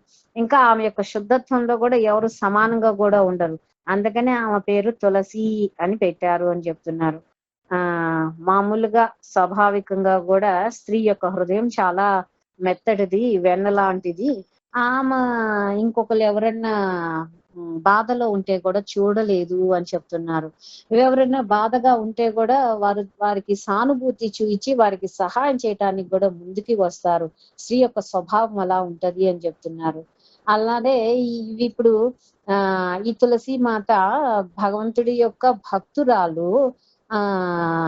పైగా అంటే భగవంతుడికి కూడా చాలా ఇష్టం కాబట్టి ఆమె సహాయార్థం ఈ గోపికలు ఆమెను వేడుకుంటున్నారు అని చెప్తున్నారు. ఇంకా శాస్త్రాల్లో చెప్తున్నారు అంట, ఏం చెప్తున్నారంటే ఆది పురాణంలో చెప్తున్నారు, మద్భక్తా దర్శనాత్ స్పర్శద్ అర్చనాద్ వందనాదపి మహాపాతక యుక్తోపి భవేత్ కళ్యాణ భాజనం. అంటే ఎన్నో రకాలు అయిన మహా పాపాలతో కూడుకొని ఉన్నా కూడా ఎవరైనా ఎప్పుడైనా వారు నా యొక్క భక్తుల్ని చూసిన వారిని స్పర్శన చేసిన, వారి యొక్క పూజ చేసిన, లేకపోతే భావపూర్వకంగా వారిని స్తుతించిన వారు నా యొక్క కరుణకి పాత్రులు అవుతారు అంటున్నారంటే, నువ్వు ఎన్నో ఘోర పాపాలు చేసి ఉన్నా కూడా ఎప్పుడైతే నా భక్తుని దర్శనం చేస్తారో, స్పర్శనం చేస్తారో, లేకపోతే వారి యొక్క పూజ చేస్తారో, వారిని లోపల స్తుతించి అయినా, అంటే భావపూర్వకంగా లోపల స్తుతించి అయినా కూడా ఉంటే వారు అర్హత పొందుతారంట. భగవంతుడి యొక్క కరుణని పొందటానికి అర్హత పొందుతారు. So it's big thing. అందుకనే ఎప్పుడు కూడా మనకి ఎవరు ఉంటారు అలా అంటే కేవలము గురువు గారే ఉంటారు.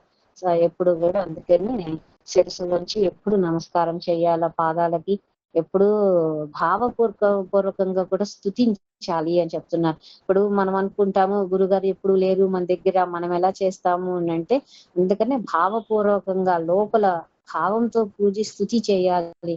హే గురుదేవా, మీరు ఉండబట్టే నేను ఇలా భగవంతుడిని తెలుసుకోగలుగుతున్నాను, వారి మీద నాకు శ్రద్ధ కలుగుతుంది. నాకు అయినా చాలా ఈ అరిషద్ వర్గాలు నన్ను చాలా బాధ పెడుతున్నాయి, వాటితో పెనుగులాడలేకపోతున్నా నేను, నాకు శక్తిని ప్రసాదించండి, మీ కరుణ మీ దయ ఎప్పుడు నా మీద ఉంచండి, నేను ఎప్పుడు కూడా అపమార్గంలో పడకుండా నాకు సహాయం చెయ్యండి, మీ సహాయంతోనే నేను మీరు చెప్పిన విధంగా ఆచరణ చేయగలను, నాకు శక్తి కూడా లేదు మీరు చెప్పిన ఆచరణ చేయటానికి, మీ యొక్క కరుణ దయ నాకు కావాలి.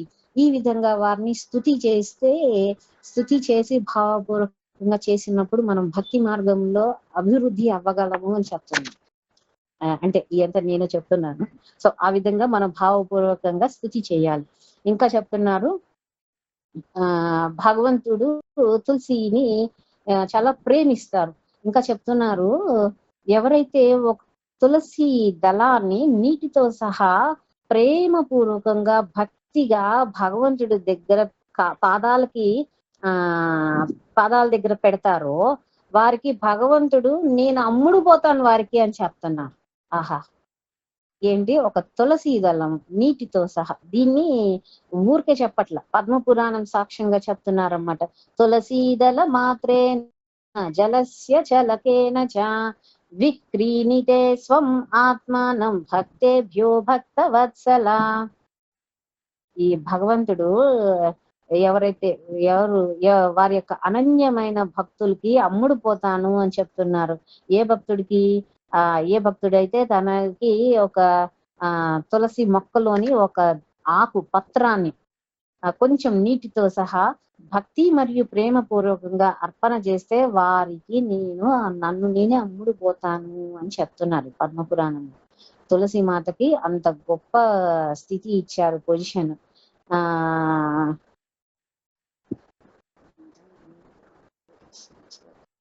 ఈ తులసి మాత యొక్క ఆమె ఎంత ప్రియమైనదో భగవంతుడికి తెలుసుకొని వారు గోపికలు కూడా స్వయంగా భగవంతుడి యొక్క అనన్యమైన భక్తులు, మరియు ఈ యొక్క ఆ స్త్రీ హృదయము చాలా కరుణతో ఉంటుంది కాబట్టి ఇతరులు చాలా బాధలో ఉంటే తాను కరిగిపోతూ ఉంటది కాబట్టి ఈ గోపికలు అందుకనే ఆ తులసి మాత దగ్గరికి వెళ్ళి ఆ యొక్క గోవిందుని యొక్క ఆచూకీ గురించి అడుగుతున్నారు అని చెప్తూ ఉన్నారు.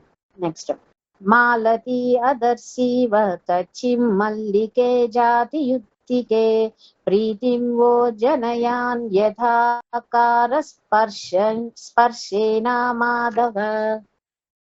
ఓ మాలతి, ఓ మల్లి, ఓ జాతి, ఓ యుక్తిక, మీరు భగవంతుని చూసారా? ఇటువైపు నుంచి వెళ్తుంటే మీరు చాలా సుగంధ భరితమైన వారు కదా, మిమ్మల్ని తాకుతూ వెళ్ళారేమో ఇటువైపు, అందుకని వారిని మీరు ఏమైనా చూసారా అని అడుగుతున్నారు అన్నమాట.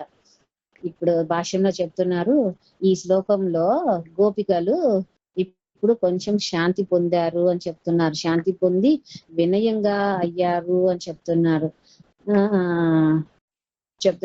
ఎప్పుడైనా భక్తుడు ఎట్లా ఉంటారు అంటే వారి చాలా వినయంగా ఉంటారు అని చెప్తున్నారు. అంటే ఎవరైతే హృదయపూర్వకమైన భక్తుల వారు చాలా వినయంగా ఉంటారు అంటున్నారు. వారే అసలీగా భగవంతుడి యొక్క ఆశీర్వాదం పొందగలుగుతారు అని చెప్తున్నారు. దీనికి విష్ణు పురాణంలో చెప్తున్నారు, జన్మ కర్మ వయోరూప విద్యైశ్వర్య ధనాదిభి యదస్య నా భవే స్తంభాస్తత్రయం మద్ అనుగ్రహ. ఏ వ్యక్తి అయితే అహం చెందడో, దేని నుంచి, తన యొక్క మంచి జన్మ తీసుకోవటం గురించి, వారు మంచి పనులు చేసే దాని గురించి, వారి ఆరోగ్యం గురించి, వారి యవ్వనం గురించి, వారి అందం గురించి, వారి యొక్క అత్యంత చదువు గురించి, తర్వాత వారికి చాలా ధనం ఉంటే, ఇంకా ఏదైనా ఐశ్వర్యాలు శక్తులు ఏమన్నా ఉంటే వాటి గురించి ఎవరైతే అహం చెందరో మరియు భక్తియుక్త సేవ చేస్తూ ఉంటారో వారే అర్హత పొందుతారు నా దయ పొందటానికి అని భగవంతుడు చెప్తున్నారు. అందుకనే భక్తుల యొక్క ప్రథమ లక్షణం ఏమై ఉండాలి, వినయం. ఎప్పుడు కూడా వినయపూర్వకంగా ఉండాలి. భక్తులు అహం చెందకూడదు, ఇతరులతో కూడా బాధపడేటట్టు వచనించకూడదు, వచనం కూడా ఉండకూడదు అన్నమాట. ఈ గోపికలు మామూలుగానే స్వాభావికంగానే చాలా వినయపూర్వకంగా ఉంటారు. అందుకని వారు భగవంతుడితో ఈ యొక్క రాసలో పాలు పంచుకోగలిగారు. ఎవరైనా ఆశ్చర్యపోవచ్చు, వారికి వారి యొక్క ఒక్కొక్కళ్ళకి ఇండివిజువల్ అంటే వ్యక్తిగతంగా పేర్లు ఉంటాయి కదా, ఎందుకు వాళ్ళందరినీ కలిపి ఎప్పుడు కూడా గోపీలు అని పిలుస్తున్నారు అంటే, దీనికి శివ భగవానుడు చెప్తూ ఉన్నారనమాట. గోపి అంటే కృష్ణ యమలలో చెప్తున్నారు, గోపయంతి యతో దేవి శ్రీకృష్ణం విశ్వనాయకం అతస్థా గోప్యా ఉచ్యంతే స్థానస్థ వ్రజానతయో. అంటే పార్వతీదేవికి చెప్తున్నారు, ఓ వైఫ్ అంటే ఓ భార్య అని చెప్పి పార్వతీదేవి చెప్తున్నారు. ఈ గోపికలు ఈ కృష్ణుడిని ఎవరైతే ఈ బ్రహ్మాండానికి యజమానో వారిని వారి యొక్క హృదయాల్లో దాచుకొని వారిని బయటికి వెళ్ళనివ్వరు, వారి హృదయంలో నుంచి బయటికి వెళ్ళనివ్వరు. అందుకనే వారిని గోపి అని పిలుస్తారు అంటున్నారు.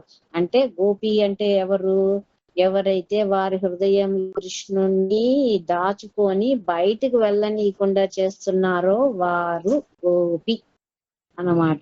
ఇంకా ఈ గోపికల్లో 5 రకాల గోపికలు ఉన్నారు అని మనము ఆల్రెడీ చెప్పుకున్నాము. వీరు ఒక్కొక్కరు ఒక్కొక్క రకమైన సేవలు చేస్తూ ఉంటారు భగవంతుడికి అని చెప్తున్నారు.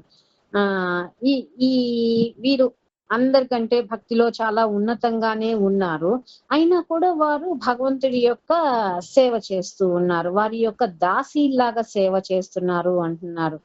ఈ ఒక నిబంధన ఉంది ఈ యొక్క భక్తిలో అని చెప్తున్నారు. ఏంటి అని అంటే, ఉన్నత శ్రేణి భక్తులు ఎప్పుడైనా తక్కువ శ్రేణి పనులు చెయ్యొచ్చు అని అంటున్నారు. కానీ తక్కువ శ్రేణి భక్తులు అంటే పెద్ద పనిని చెయ్యకూడదు అని చెప్తున్నారు. హై క్లాస్ వర్క్స్ సర్వీస్ సేవలు చెయ్యకూడదు అనేది ఒక రూల్ ఉంది అని చెప్తున్నారు. ఈ గోపికలకి తెలుసు ఆ యొక్క నిబంధన, అందుకని వారు కన్నయ్యకి సేవ చేస్తున్నారు. ఈ యొక్క ప్రేమ భావంలో ఉండి కూడా వారు సేవ చేస్తున్నారు అని చెప్తున్నారు అన్నమాట. దీనికి అలంకార కౌస్తుభ అనే దాంట్లో చాలా ఇచ్చారనమాట. అంటే ఈ గోపికలందరూ కూడా ఏమేమి సేవలు చేస్తున్నారు అక్కడ అని అంటే దానికి చెప్తున్నారు. కొంతమంది పెద్ద శ్లోకం ఉంది, సో ఆ శ్లోకం అంతా చెప్పే కన్నా మీనింగ్ చెప్తున్నాను మీకు.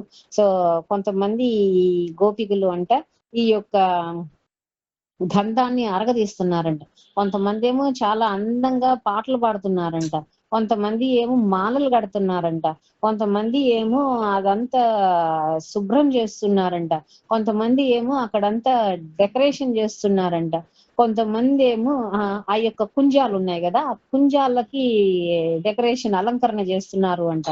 ఇంకా అంటే ఎక్కడైతే కృష్ణుడు రాధారాణి ఆడుకుంటారో ఆ ప్రదేశంలో చేస్తున్నారు ఇవన్నీ కూడా. కొంతమంది నీరు తీసుకొస్తున్నారంట, కొంతమంది ఏమో ఈ యొక్క కుంజాలని ఆ యమునా నది తటాన సరిగ్గా ఉన్నాయా లేవా అని చూస్తున్నారంట, ఇంకొంతమంది ఏమో భగవంతుడి ఆనందం కోసం ఇంకా ఏమేమి కావాల్సి వస్తాయో అవన్నీ సమకూరుస్తున్నారంట. కొంతమంది ఏమో ఆభరణాలు తీసుకొస్తున్నారంట. కొంతమంది ఈ సౌందర్య సాధనాలు తీసుకొస్తున్నారంట. కొంతమంది ఏమో తాగటానికి భగవంతుడికి ఏమన్నా అవసరమేమోనని అవి చూస్తున్నారంట. కొంతమంది ఏమో భగవంతుడు ఇంకా ఏమన్నా ఆదేశిస్తారేమోనని వేచి ఉన్నారు అంట. ఇంకొంతమంది ఏమో ఈ తమలపాకులు తీసుకొని వాటిని మన ఈ వాటిని తయారు చేస్తున్నారు అంటారు. అంటే మేబీ పాన్ లాగా తయారు చేస్తూ ఉన్నారు. ఇంకొంతమంది చెప్తున్నారు అప్పుడే ఆ సేవలు చెయ్యటానికి కొంతమంది లోపలికి వచ్చారు అంటున్నారు. కొంతమంది నృత్యం చేస్తున్నారంట. కొంతమంది ఏమో పాటలు పాడుతున్నారు అంట. కొంతమంది ఏమో ఈ యొక్క వాయిద్యాలు చేస్తున్నారు అంట. ఇంకొంతమంది ఏమో ఇంకా ఏమన్నా అవసరం అవుతే అవన్నీ కూడా భగవంతుడు ఆనందం కోసము ఏర్పాటు చేస్తున్నారంట. కొంతమంది భగవంతుడి మీద ఆయిల్ రాస్తున్నారంట. కొంతమంది భగవంతుడికి కంటిన్యూస్ గా గాలి వీస్తున్నారు అంట. అంటే వింజామరలతో ఇసురుతున్నారు అనమాట భగవంతుడికి. కొంతమంది భగవంతుడికి ఇవన్నీ కొంతమంది ఏమో భగవంతుడికి దగ్గరగా ఉండటాన్ని ఆనందిస్తున్నారంట. ఇంకొంతమంది భగవంతుడికి ఈ విధంగా సేవ జరగడం చూసి చాలా తృప్తి పొందుతున్నారంట. ఇంకొంతమంది పర్యవేక్షణ చేస్తున్నారంట ఇవన్నీ ఎలా జరుగుతున్నాయని. ఇంకొంతమంది ఏం చేస్తున్నారు వారి ఆనందం కోసం అంటే భగవంతుడికి ఏర్పాటు చేసి వీరే ఆనందం పొందుతున్నారు అని అంట. ఇంకొంతమంది ఏమో ఆశ్చర్యంగా చూస్తున్నారంట ఇవన్నీ. కొంతమంది చాలా బిజీగా ఉన్నా కూడా భగవంతుడి కోసము అన్ని ఏర్పాట్లు కూడా చూస్తున్నారంట. చేస్తూ కూడా వారు అనుకుంటున్నారంట మనం సరిపోయినంత చెయ్యట్లేదు అనుకుంటున్నారంట. వాళ్ళు చాలా బిజీగా ఉన్నారు, సేవ చేస్తున్నారు, అయినా అయ్యో ఇక్కడ తక్కువైంది అక్కడ తక్కువైంది మనం సరిగ్గా చేయలేకపోయామని బాధపడుతున్నారంట. ఇంకొంతమంది భగవంతుడి యొక్క క్రీడ కోసం అన్ని తయారు చేస్తున్నారంటున్నారు. కొంతమంది చాలా ఉత్సాహంగా ఉన్నారు అంటున్నారు. కొంతమంది ఏమో భగవంతుడికి నమస్కారాలు పెడుతున్నారు చాలా వినయపూర్వకంగా అని చెప్తున్నారు. ఇంకొంతమంది దాసీల్లాగా ఆ యొక్క భగవంతుడికి చేస్తున్నారు అంటున్నారు. రాధారాణి మరియు కృష్ణుడికి ఆ బృందావన ధామంలో వారి యొక్క క్రీడకి అన్ని ఏర్పాట్లు చేస్తూ ఒక్కొక్క రకమైన గ్రూపులు ఉన్నారు, చాలా రకాల గ్రూపులు. సో ఒక్కొక్క గ్రూప్ గోపికలు ఒక్కొక్క రకమైన సేవలు చేస్తున్నారు అనమాట. ఇలా ఉన్నారు అని చెప్తున్నారు. ఇంకా చెప్తున్నారు ఈ గోపికలు చాలా బాధలో ఉన్నారు అంట భగవంతుడి నుంచి దూరం అవ్వటం మూలాన. మరి చాలా ఆందోళన చెందుతున్నారంట. ఆందోళన చెంది ఈ యొక్క పుష్పాలు పూసే ఈ చెట్లను ఈ యొక్క మొక్కల్ని అడుగుతున్నారు భగవంతుడి గురించి అని చెప్తున్నారు. కానీ ఈ మొక్కలు ఏం చేస్తున్నాయి అంటే వారికి భగవంతుడి యొక్క గురించి చెప్పకపోగా వారు వికసిస్తున్నారంట. అంటే దాని అర్థం ఏమంటే చెప్తున్నారు అంటే వారికి ఎటువంటి ఇష్టం లేదు, ఇంట్రెస్ట్ లేదు ఈ గోపికలకి చెప్పటానికి అని చెప్తున్నారు. అంటే చెప్పటానికి కాదు, ఈ గోపికల యొక్క బాధ తెలుసుకోవటం స్వీకరించడం వీరికి ఇంట్రెస్ట్ లేదు అని చెప్తున్నారు.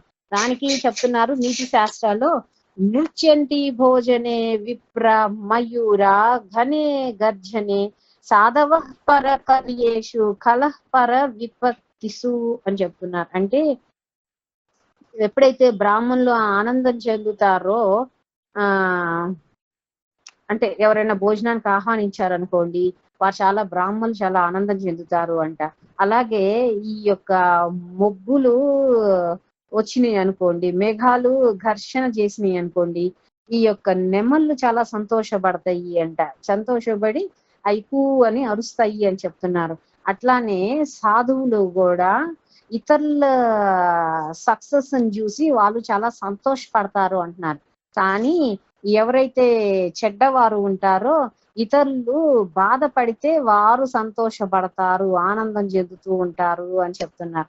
అంటే ఇక్కడ ఒక రకంగా ఈ యొక్క వికసించిన పూలని విమర్శన చేస్తున్నారు అన్నమాట.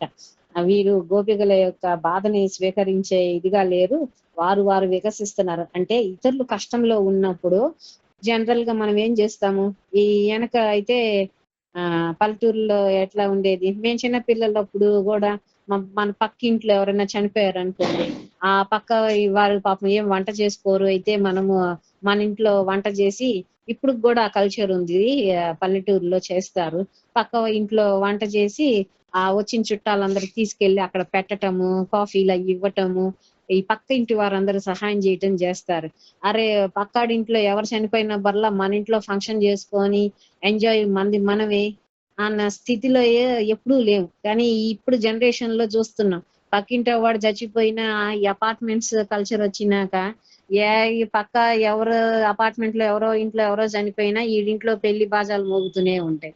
సో ఎవడు పట్టించుకోడు.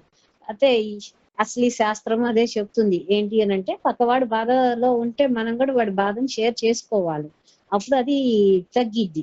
బాధ పంచితే తగ్గిద్ది, ఆనందం పంచితే ఎక్కువ వృద్ధి చెందిద్ది, అది చెప్తూ ఉన్నారు. సో ఇది చెప్తున్నారు. నెక్స్ట్ ఇంకేం చెప్తున్నారు, చూత ప్రియాల పనశాసన కోవిదార జంవర్క బిల్వ బకులామ్ర కదంబ నిపహ ఏన్యై పరార్ధ భావకాయమునో బకులా సమస్తు కృష్ణ పద్వీం రహితాత్మనాంనః. నేను అనువాదం ఇక్కడ చెప్తున్నారు అనమాట. ఈ జామ చెట్టుకి, తర్వాత రేగి చెట్టుకి, తర్వాత ఈ పనస చెట్టుకి, ఇంకా చెప్తున్నారు ఒకటి పసుపు చెట్టు అంట అదేదో మరి, ఇంకోటి దేవకాంచనము చెట్టు అంట, తర్వాత పాలు వచ్చే మొక్క ఏదో ఉంది అది అంట, తర్వాత వెలగ చెట్టు, తర్వాత అత్తిపత్తి చెట్టు అంట, తర్వాత మామిడి చెట్టు, కదంబ చెట్టు, నిప చెట్టు అంటే ఇది ఒక రకమైన తాటి చెట్టు లాగా ఉంటాయి. సో ఆ చెట్టు, ఇంకా అయితే చెట్లు ఉన్నాయో, ఏ మొక్కలైతే ఉన్నాయా యమునా నది తటాన ఒడ్డున ఉన్నాయో ఈ అన్ని కూడా గోపికలు చెప్తున్నారు, మీ యొక్క ఉండటము యొక్క అర్థము ఇతరులకి మేలు కొరకే ఉంటారు, మా గోపికల హృదయము భగవంతుడు కన్నయ్య లేకపోతే ఆ హృదయాలు ఖాళీ అయిపోయినాయి అని చెప్తున్నారు అనమాట. అందుకనే కొంచెం వారి గురించి మీకు తెలుసా, మీరు ఏమన్నా చూసారా, కాస్త చెప్తారా అని అడుగుతున్నారు. అంటే ఇక్కడ స్వామిజీ గారు భాష్యం చెప్తున్నారు, ఇక్కడ అందరు గోపిల్ని సఖి అని చెప్పి సంస్కృతంలో ఆ వర్డ్ యూజ్ చేశారు. ఎందుకు అంటే వారందరి యొక్క ఒకే ఒక లక్ష్యం ఏంటి, భగవంతుడిని తృప్తిపరచటము అని. అంటే ఎవరైనా గాని, వారు ఆడవాళ్ళైనా మగవారు అయినా కూడా ఈ యొక్క పేరు తెచ్చుకోవచ్చు అని చెప్తున్నారు, భగవంతుడిని తృప్తిపరిచి అని చెప్తున్నారు. అంటే ఆడవాళ్ళకే సఖి అని ఉపయోగించక్కర్లేదు, మగవారికి కూడా సఖి అని ఉపయోగించవచ్చు. ఎప్పుడు అంటే ఎవరి ఒక్క లక్ష్యం అయ్యి ఉందో అందరూ పరమాత్మని తృప్తిపరచాలి అని, వారందరినీ కూడా సఖి అనొచ్చు అని చెప్తున్నారు. మనం జనరల్ గా సఖి అంటే ఆడవాళ్ళని అని అనుకుంటాం, సఖుడు అంటే మగవారు అని అనుకుంటాము, కానీ ఇక్కడ చెప్తున్నారు సంస్కృతంగా సఖి అంటే ఈ అర్థం అని చెప్తున్నారు. సో ఉజ్వల నీలామణిలో చెప్తున్నారు అనమాట, ఆత్మనోపి అధికం ప్రేమ కురువానన్యోన్యామచ్చలం విశ్రంభిని వయో వేసాదిభిస్తుల్య సఖిమత. అంటే ఎవరైతే భగవంతుడిని వారికంటే కూడా ఎక్కువగా ప్రేమిస్తున్నారో వారు అంటే వారు మోసపూరితంగా కాకుండా, ఈ యొక్క ప్రేమలో మోసపూరితంగా కాకుండా, అలాగే ఇంకా చెప్తున్నారంటే చాలా సన్నిహితంగా ఉంటారు, నమ్మదగిన వారిలాగా ఉంటారు, ఒకే వయసులో ఉన్నవారు, అలానే ఇద్దరు కూడా ఒకే రకమైన దుస్తులు ధరిస్తారు, ఇట్లాంటి వారందరినీ కూడా సఖి అనొచ్చు అని చెప్తున్నారు. అంటే జనరల్ గా ఏం చెప్తున్నారంటే స్త్రీల వాళ్ళ యొక్క స్నేహితుల్ని వారిని అందరినీ కూడా గోపి అని పిలుస్తారు అని చెప్తున్నారు. అంటే గోపీ భావం స్త్రీలకే వస్తుందా పురుషులకు రాదా అంటే ఇదిగోండి దీంట్లో చెప్పారు చూడండి, ఎవరైతే ఈ విధంగా ఉంటారో భగవంతుడిని ఆరాధన చేస్తూ ఉంటారో, వారి హృదయంలో భగవంతుడి కోసమే తప్పిస్తూ ఉంటారో, వీరందరికీ కూడా గోపీ భావన స్త్రీలాగానే వస్తుంది అని అన్నమాట. సో పురుషులు కూడా గోపి అవుతారు, గోపి అనొచ్చు అని చెప్తున్నారు. ఇంకా ఏం చెప్తున్నారు, భగవంతుడి యొక్క ఈ యొక్క ప్రేమపూర్వకమైనవి గోపికలతో చేసేది అంతా కూడా రాస అంటారు అని చెప్తున్నారు. ఇంకా చెప్తున్నారు, కానీ ఈ భౌతికవాదులు ఈ స్త్రీ పురుషులు చేసే దానిని ఏం చెప్తారు, వారి యొక్క ప్రేమని ఏం చెప్తారంటే భోగ అని చెప్తారు అంటున్నారు. అంటే దాంట్లో కామం ఉంటది అని చెప్తున్నారు. ఎవరు అంటే ఇట్లా ఆలోచన చేస్తే అపరాధం అవుతుంది అంటున్నారు. ఎవరైనా కానీ ఈ కృష్ణుడికి గోపికలకి మధ్య ఈ యొక్క భౌతికమైన సంబంధం ఉంది. ఎలా అయితే మామూలు స్త్రీ పురుషుల మధ్య ఈ భౌతికంగా ఈ ప్రపంచంలో ఎలా అయితే స్త్రీ పురుషుల మధ్య ఉంటుందో అలాంటి బంధుత్వం ఉంది అని ఎవరన్నా అనుకుంటే అది చాలా అపరాధం అని చెప్తున్నారు. దీనికి భాగవతామృతాలో చెప్తున్నారు, యా సంప్రయోగ విషయాస రతి కీర్తిత సంప్రయోగ స్త్రీ పురుష వ్యవహార సతమ్మత అని చెప్తున్నారు. ఏ ఏ దాంట్లో అయితే స్వార్థపూరితమైన ఆనందం కలిగి ఉండదో అది రాస అంటున్నారు. అంటే స్వార్థపూరితమైన ఆనందం లేకుండా ఉంటుందో అది రాస. ఇక్కడ భగవంతుడి స్వార్థం లేదు, వారి గోపికల నుంచి ఏదో తీసుకోవాలి వారికి లేదు, అందుకనే అది రాస అయ్యింది. మామూలు స్త్రీ పురుషులదైతే ఏంటి, ఒకరి నుంచి ఒకరు ఏదో ఆశించి ఆ యొక్క కామం ఉత్ప్రేరకమయ్యి అది బాహ్యంగా భౌతికంగా వారి యొక్క కలయిక ఉంటుంది. సో అది వేరు. ఇంకా ఏం చెప్తున్నారు, అంటే స్టడీ డివోషన్ అంటే ఎటువంటి మార్పు లేని భక్తి ఉంటుంది అని చెప్తున్నారు వారికి. ఇంకా ఏం చెప్తున్నారు, ఇది భౌతికమైన స్త్రీ పురుషుల మధ్య ఉండే సంబంధము అది మామూలు ప్రేమ అని చెప్తూ ఉన్నారనమాట. ఇంకా ఏం చెప్తున్నారు అంటే ఇంకా ఏం చెప్తున్నారంటే ఏది కూడా ఊహాపోహ చేయకూడదు అని చెప్తున్నారు. వేద నాగరికతలో ఏది కూడా ఊహాపోహ చేయకూడదు, ప్రతి దానికి కూడా ఒక అర్థము పరమార్థం ఉంటాయి అని చెప్తున్నారు.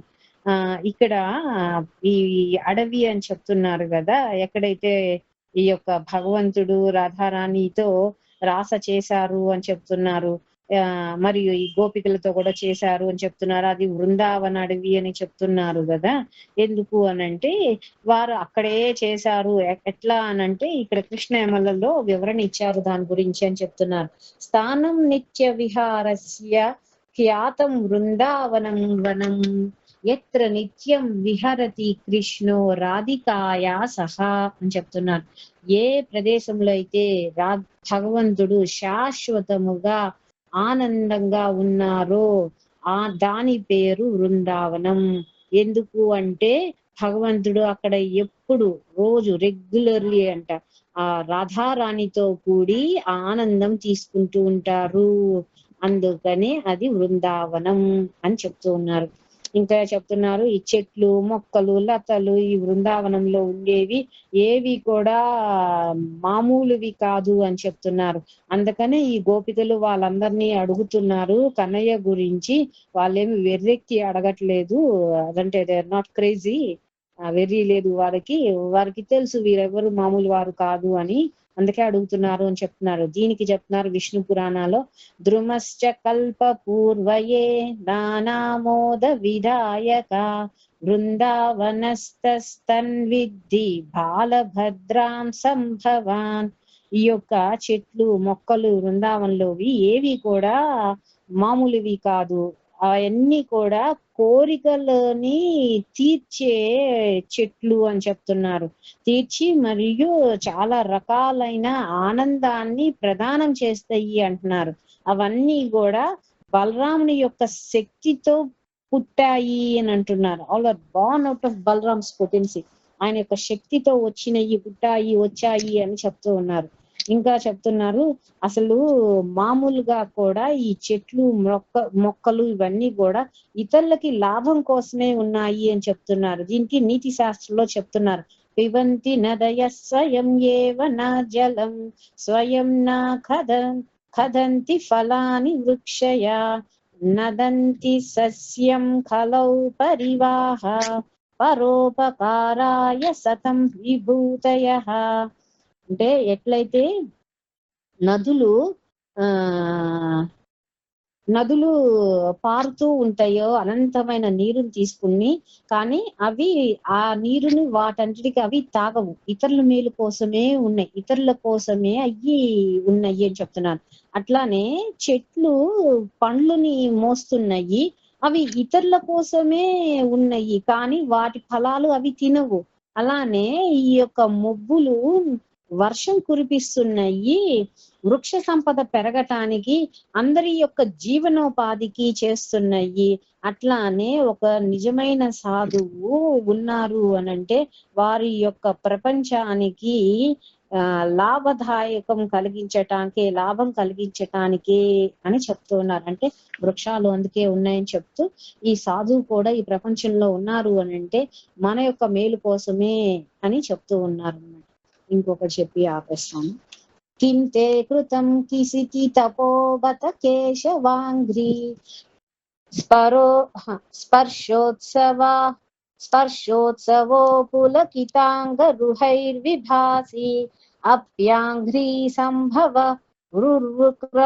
విక్రమాద్వా అహో వరాహ వపుస పరిరంభానేన. ఇప్పుడు పృథ్వీమాతను అడుగుతున్నారు, ఓ పృథ్వీమాత, నువ్వెంత కఠోర దీక్ష చేసి ఉండుంటావు, ఆ భగవంతుడి యొక్క పాద స్పర్శ, ఆ యొక్క కమలాలు వంటి ఆ భగవంతుడి యొక్క పాద స్పర్శ నీ మీద తాగుతుంది, నీకు ఎంత కఠోర దీక్ష చేశావో, నువ్వు చాలా సంతోషంగా కనిపిస్తున్నావు. ఎందుకు అంటే ఈ యొక్క మొక్కలు, ఈ యొక్క గడ్డి అన్ని కూడా నిరువుగా నుంచొని ఉన్నాయి, అంటే నువ్వు చాలా ఆనందం పొంది ఉండుంటావు. అంటే ఇప్పుడు మనకి కేశాలు నిక్కబొడుచుకున్నాయి అంటాం కదా, సో పృథ్వీమాత మీద చెట్లన్నీ నుంచుని ఉన్నాయి, గడ్డి అంతా నుంచుంది అని అంటే ఆమె కూడా చాలా అంటే ఎప్పుడన్నా అనుకోకుండా ఆనందం కలిగినప్పుడు అలా మనకి రోమాంచకం అవుతుంది. సో అలా అయినాయని వీరు అడుగుతున్నారు, అందుకే నువ్వు చాలా సంతోషంగా ఉన్నావా, నీకు భగవంతుడి యొక్క స్పర్శ మూలాన ఈ యొక్క ఆనందం కలిగిందా, ఎవరైతే ఇప్పుడే ఇటే వెళ్ళారు కదా అని అడుగుతున్నారు. లేకపోతే నీకు ఈ ఆనందము ఇంతకు ముందు వామనదేవ అవతారంలో వచ్చారు కదా, వారు ఈ పృథ్వీని మొత్తం కొలిచారు కదా, అప్పుడు వచ్చిందా లేకపోతే నీకు ఈ ఆనందము, లేకపోతే నీకు ఈ వరాహు వచ్చారు కదా నిన్ను రక్షణ చేయటానికి, అప్పుడు వారు నిన్ను ఆలింగనం చేసుకున్నారు కదా, అంటే భగవంతుడు ఎత్తారు కదా వరాహ రూపంలో ఆమెని పట్టుకొని తన యొక్క ఈటి మీద, సో అందుకనే నీకు సంతోషం కలిగిందా, నిన్ను ఆలింగనం చేసుకున్నారు కదా నిన్ను రక్షణ చేసేటప్పుడు, అందుకనే నువ్వు చాలా ఆనందోత్సాహంతో ఉన్నావా, ఇలా అడుగుతున్నారు అన్నమాట. ఇంకా దీని యొక్క భాష్యం చెప్తున్నారు. ఈ గోపికలు ఇంకా ముందుకు వెళ్ళారు భగవంతుడిని ఎతుకుతూ, అప్పుడు వారికి సడన్ గా ఈ యొక్క పృథ్వీ మాత గుర్తు వచ్చింది అని చెప్తున్నారు. ఈ పృథ్వీ మాత అన్ని భరిస్తూ ఉంటది, ఎవరు ఏ విధంగా ఆమెని దుర్వినియోగం చేసినా కూడా అందరికీ కూడా ఆమె ఆశ్రయం ఇస్తూనే ఉంటుంది అని చెప్తున్నారు. ఇంకా ఆమె చాలా ప్రయోజనకరము అందరికీ కూడా, ఎటువంటి పరిస్థితులు అని చెప్తున్నారు. ఈ గోపికలు అనుకున్నారు, ఆమె ప్రతి వారిని ఆమె మీద భరాయిస్తూ ఉంది కదా, అందుకని ఆమె తప్పనిసరిగా భగవంతుడితో సంబంధం కలిగి ఉండుంటది, వచ్చి ఉండుంటారు భగవంతుడు ఆమె మీద అని చెప్పి అనుకుంటున్నారు అంటున్నారు. ఇంకా చెప్తున్నారు, ఇది పాంచకృత న్యాయ అని చెప్తున్నారు. అంటే ఈ పృథ్వీ మాత గురించి చెప్తున్నారు అనమాట. ఈ పృథ్వీ మాత భగవంతుడికి సంబంధించినామా, అందరూ దాని మీద బ్రతుకుతారు, అందరూ ఆమె మీద నడుస్తారు, ఆమె అందరినీ భరాయిస్తూ ఉంటది, అందరు దుర్వినియోగం భరాయిస్తుంటది, ఆమె ప్రతి వారికి కూడా లాభదాయకంగా ఉంటది, మరియు ఆమె యొక్క పారవస్యంగా కూడా ఉంటది అని చెప్తున్నారు న్యాయశాస్త్రం. అందుకనే గోపికలు చెప్తున్నారు భగవంతుడి గురించి, కన్నయ్య గురించి ఈమెకు తెలిసే ఉంటది అని వీరు కన్క్లూజన్ కి వచ్చారు, అందుకనే ఆమెను అడుగుతున్నారు అంటున్నారు. ఇంకా చెప్తున్నారు ఈ చెట్లు, ఈ యొక్క గడ్డి అన్ని కూడా ఈ యొక్క భూమాత యొక్క ఎంట్రికలు అని అనుకొని, అందుకనే అవన్నీ కూడా ఎరెక్ట్ అంటే ఈ నిలువుగా ఉన్నాయి కాబట్టి, నుంచొని ఉన్నట్లు ఉన్నాయి కాబట్టి, అందుకనే ఆమెని భగవంతుడు స్పర్శ చేసి ఉంటారు, అందుకనే ఆమెకి రోమాంచకం అయ్యింది అని అనుకున్నారు, అందుకే ఆమెతో చెప్తున్నారు అంటున్నారు. అంటే జనరల్ గా ఎప్పుడైనా ఏదైనా అద్భుతం జరిగితే, ఎవరైనా స్టన్ అయితేనో అప్పుడు వారికి వారి ఎంట్రికలు నిక్కబొడుచుకుంటాయి. సో అందుకనే ఇప్పుడు ఈ పృథ్వీ మాతని కూడా ఈ కన్నయ్య వచ్చారు కాబట్టి వారు అలా ఫీల్ అయ్యారు, అందుకని అలా ఉందేమో అని అడుగుతున్నారు అని చెప్తున్నారు. ఇంకా చెప్తున్నారు ఈ ప్రేమ ఎప్పుడు ఎక్కువ అవుతుంది అంటే భగవంతుడి మీద హృదయపూర్వకంగా ఎవరైతే ఆయనని హృదయపూర్వకంగా ప్రేమ చేస్తారో వారిలోనే ఇంకా ప్రేమ అభివృద్ధి చెందిద్ది అని చెప్తున్నారు. హరిభక్త విలాసలో దాని గురించి చెప్తున్నారు. అనన్య మమతా విష్ణు మమతా ప్రేమ సంగత భక్తి ఇది ఉచ్యతే భీష్మ ప్రహ్లోద్ధవ నారదైహ. అంటే ఈ భీష్మదేవుడు, ప్రహ్లాదుడు, ఉద్ధవుడు, నారద ముని వీరందరు చెప్తున్నారు, ఎప్పుడైతే భగవంతుడి మీద భక్తి ఎక్కువ అవుతుందో అది అసలి అయిన నిజమైన ప్రేమ అని చెప్తున్నారు. అది ఎప్పుడు కూడా భౌతికమైన సాంగత్యం నుంచి దూరం ఉంటుంది అని చెప్తున్నారు. అలా ఈ యొక్క ఆ యొక్క అప్పుడు వారి ఆత్మ ఆ భగవంతుడి మీదే లగ్నం అవుతుంది అని చెప్తున్నారు. అటువంటి ప్రేమ భగవంతుడి మీద రావటమే అనన్యమైన భక్తి అని చెప్తున్నారు. అంటే భగవంతుడిని హృదయపూర్వకంగా ప్రేమించి ఈ యొక్క భవబంధాల నుంచి దూరంగా ఉంటూ ఈ ఆత్మ కూడా భగవంతుడికే సమర్పితం చేసినప్పుడు వారే అనన్యమైన భక్తులు. అంటే పూర్తిగా భగవంతుడి యొక్క లీనమైపోయి ఉండాలి, అప్పుడే ఆరు అనన్యమైన భక్తులు. వారు ఏం చేసినా, ఏం మాట్లాడినా, ఎటు చూసినా కూడా, అంటే ఏం చేసినా కూడా, చూడటమైనా, చదవటమైనా, రాయటమైనా, వండటమైనా, నడవటమైనా, దేనికోసం ఏది చేసినా కూడా అన్ని భగవంతుడి కోసమే. ఆయన ప్రేమ పొందటానికి, ఆయనకి ప్రేమ ఇవ్వటానికి, ఆయనకి తృప్తి పరచటానికి ఏది చేసినా కూడా అప్పుడే వారు అనన్యమైన స్థితిలో ఉన్నారు, వారే అసలీ భక్తులు అని చెప్తున్నారు. సో ఇవాళ ఇంతటితో ఆపేస్తాను. సో రేపు మళ్ళీ చెప్పుకున్నాను. ఏమన్నా ప్రశ్నలు ఉంటే అడగొచ్చు. రాధే రాధే మాతాజీ. రాధే రాధే. చాలా బాగుంది మాతాజీ క్లాస్. డైలీ మాట్లాడదామంటే నాకు లంచ్ బాక్స్ ఇచ్చే టైం అయ్యి పరిగెడుతున్నా, సో మీతో మాట్లాడడమే అవ్వట్లేదు. ఓకే, చాలా బాగుంటున్నాయి క్లాసెస్. అసలు మీరు ఫీల్ అయ్యి మాకు చెప్తున్నట్టుంది ఆ గోపికల గురించి. ఇవాళ మీరు అంటే ఇవాళ ఫుల్ ఫ్లెడ్జెడ్ గా కూర్చొని విన్నా. అంటే రోజు నాకు పరుగులే మార్నింగ్ బాక్స్ ప్యాక్ చేయడం, సో ఇవాళ చాలా బాగా అనిపించింది. మీరు ఆ గోపికల డ్యూటీస్ అవి చెప్తుంటే నాకైతే నమ్మూరే ఊహించుకుంటున్నా మాతాజీ. అంటే నేను బృందావనం చూడలేదు, సో నాకు బృందావనంలో దొరకదు, బృందావనంలో ఆ భక్తి మీకు దొరకదు, గోపికా భక్తి మీకు ఇక్కడే దొరికిద్ది. ఎందుకంటే అదే మా ఆశ్రమము, పిల్లలందరూ ఉంటారు, వారేంటో వారు పనులు చేసుకుంటారు, మనకి అంత అవకాశం కూడా ఇవ్వరు అనమాట మనం చెయ్యటానికి. సో మనకి ఆ భావన రాదు. ఇక్కడే అన్ని చేస్తాం కాబట్టి ఇక్కడే ఆ భావన వస్తుంది. నాకు మీరు అది ఎక్స్ప్లెయిన్ చేసి నాకు అక్కడే పిక్చరైజేషన్ వస్తుంది. నేను ఇలా చూసా అంటే నాకు అంతవరకే ఐడియా ఉంది కదా. సో నేను ఆ రోజు గుళ్ళో చూసింది అలా మెమరైజ్ చేసుకుంటున్నా మీరు అలా ఎక్స్ప్లెయిన్ చేస్తుంటే. చాలా బాగుంది మాతాజీ, చాలా అదేగా నేను ఎప్పుడు చెప్తా, నంబూర్లో గోపికా ప్రేమ దొరికిద్ది మీకు, ఎక్కడ దొరకదు. అంటే భగవంతుడు ఖరీదైన పూల లేకపోతే ఆడంబరంగా డెకరేషన్ చేయటమా ఇది చూడరు. అవును, వారికి ఎంత మనసు పెట్టి హృదయపూర్వకంగా శ్రద్ధతో చేస్తున్నారు, ఇది మ్యాటర్స్ భగవంతుడి. నిజంగా చాలా ధన్యులే. అదే నేను ఒక్కొక్కరి మేనేజింగ్ క్యారెక్టర్స్ అంటే మిమ్మల్ని అట్లా ఊహించుకుంటున్నా ప్రశాంతి. అంటే నాకు తెలిసిన కొంతమందిని నేను అట్లా మీరు చెప్తుండే నేను అట్లా కంపేర్ చేసుకుంటున్నాను అనమాట. పూలమాలలు గుచ్చే దగ్గర ప్రశాంతి వాళ్ళ అత్తయ్య గారిని, అంటే నాకు అందులో కొంచెమే తెలుసు. సో అట్లా చాలా బాగుంది మాతాజీ.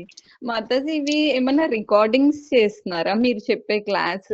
మాన్సా మాతాజీ గాని ఎవరైనా? ఏమో మరి మాన్సా గారు రికార్డింగ్ చేస్తున్నట్టు ఉన్నారు మరి.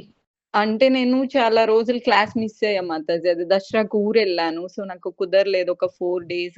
ప్రశాంతి గారు మీతో డిస్కషన్ చేస్తానన్నారు, నేను చెప్పాను కూడా శ్రవణి గారికి చెప్పండి అని నేను. కాకపోతే విన్నప్పుడు ఇంకా చాలా అన్ని చెప్పలేము కదా. అవును, మీరు చెప్పినప్పుడు క్లాస్ మీరు చెప్పారు కదా ఆల్రెడీ. నేను ఇప్పుడు చెప్పింది మళ్ళీ సేమ్ యాజ్ ఇట్ ఈస్ గా చెప్పలేను నేను అని నేనే చెప్పలేనమ్మా. పుస్తకం లేకుండా నేనే చెప్పలేను, నిజం చెప్తున్నాగా. అక్కడ యాక్చువల్లీ నేను ఆ కళ్ళతో అలా లైన్లు ఇంగ్లీష్ లో అలా చదువుతూ వెంటనే వాటిని ట్రాన్స్లేట్ చేసేస్తున్నా, ఇంగ్లీష్ లో చదువుతున్నా వెంటనే ట్రాన్స్లేట్ చేసేస్తున్నాను, అలా చెప్తున్నాను. అందుకే ఒక్కొక్కసారి ఒక్కొక్క సెంటెన్స్ నాకు అర్థం కాకపోతే ఒక్క నిమిషం అట్లా బ్రేక్ చూసుకొని అలా సెంటెన్స్ చదివి చెప్తూ ఉన్నా.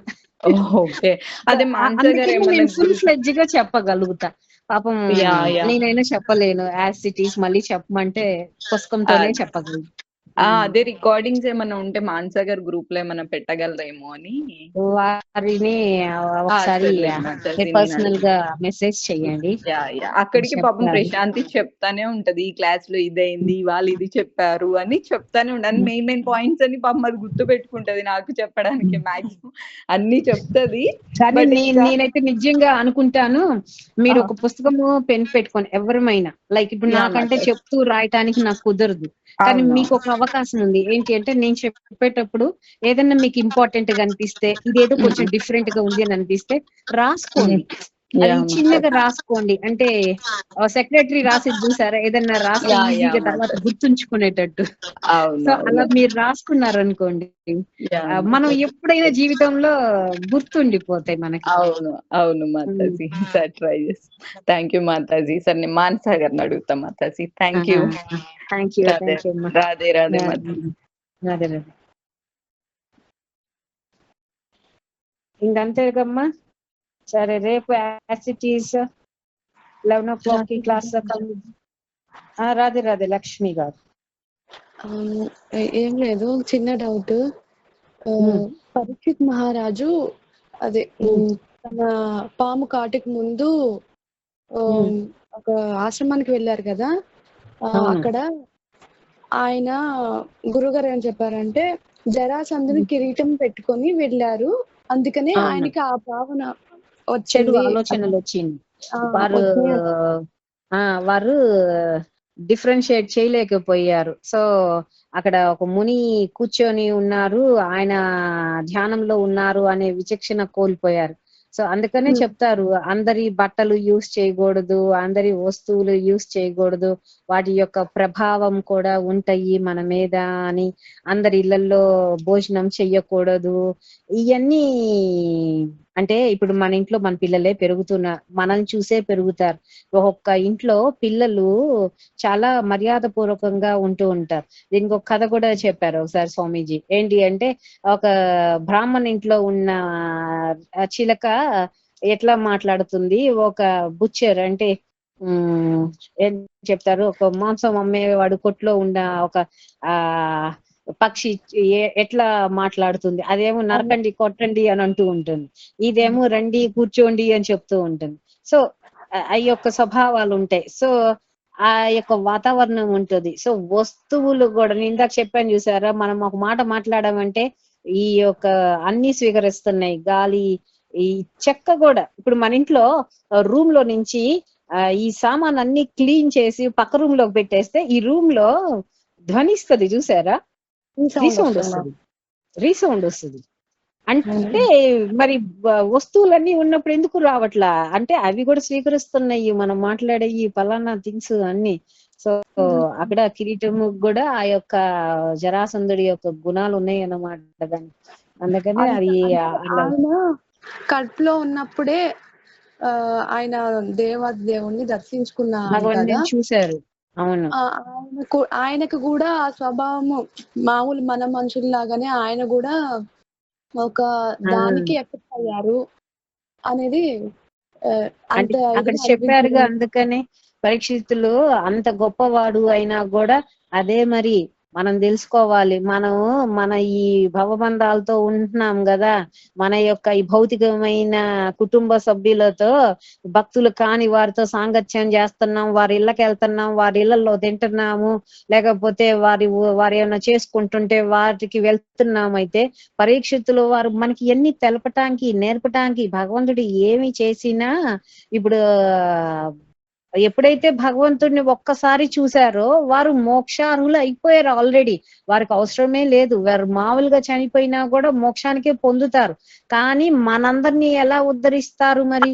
మనందరూ ఉద్ధరణ పొందాలి అని అంటే త్రూ పరీక్షితుల వారికి ఇదొకటి కల్పన చేసి ఇదొకటి జరిగేటట్టు చేసి వారు ఆ టైంలోనే ఆ జరాసంధులు కిరీట ధారణ చేసి అది వెళ్ళొద్దు అన్న ప్రదేశం వైపే అటు డైరెక్షన్ లోనే వెళ్ళి ఆ ఋషి మీద చనిపోయిన పాము వేసి ఆ కొడుకు వచ్చి ఆ తక్షకుడు చేత ఈ అంత జరగాలి అక్కడ. ఇప్పుడు చివరికి పరీక్షితుల వారు వెళ్ళిపోయినాక ఆ తక్షకుడు వచ్చి కాటేసినట్టు చేశారు.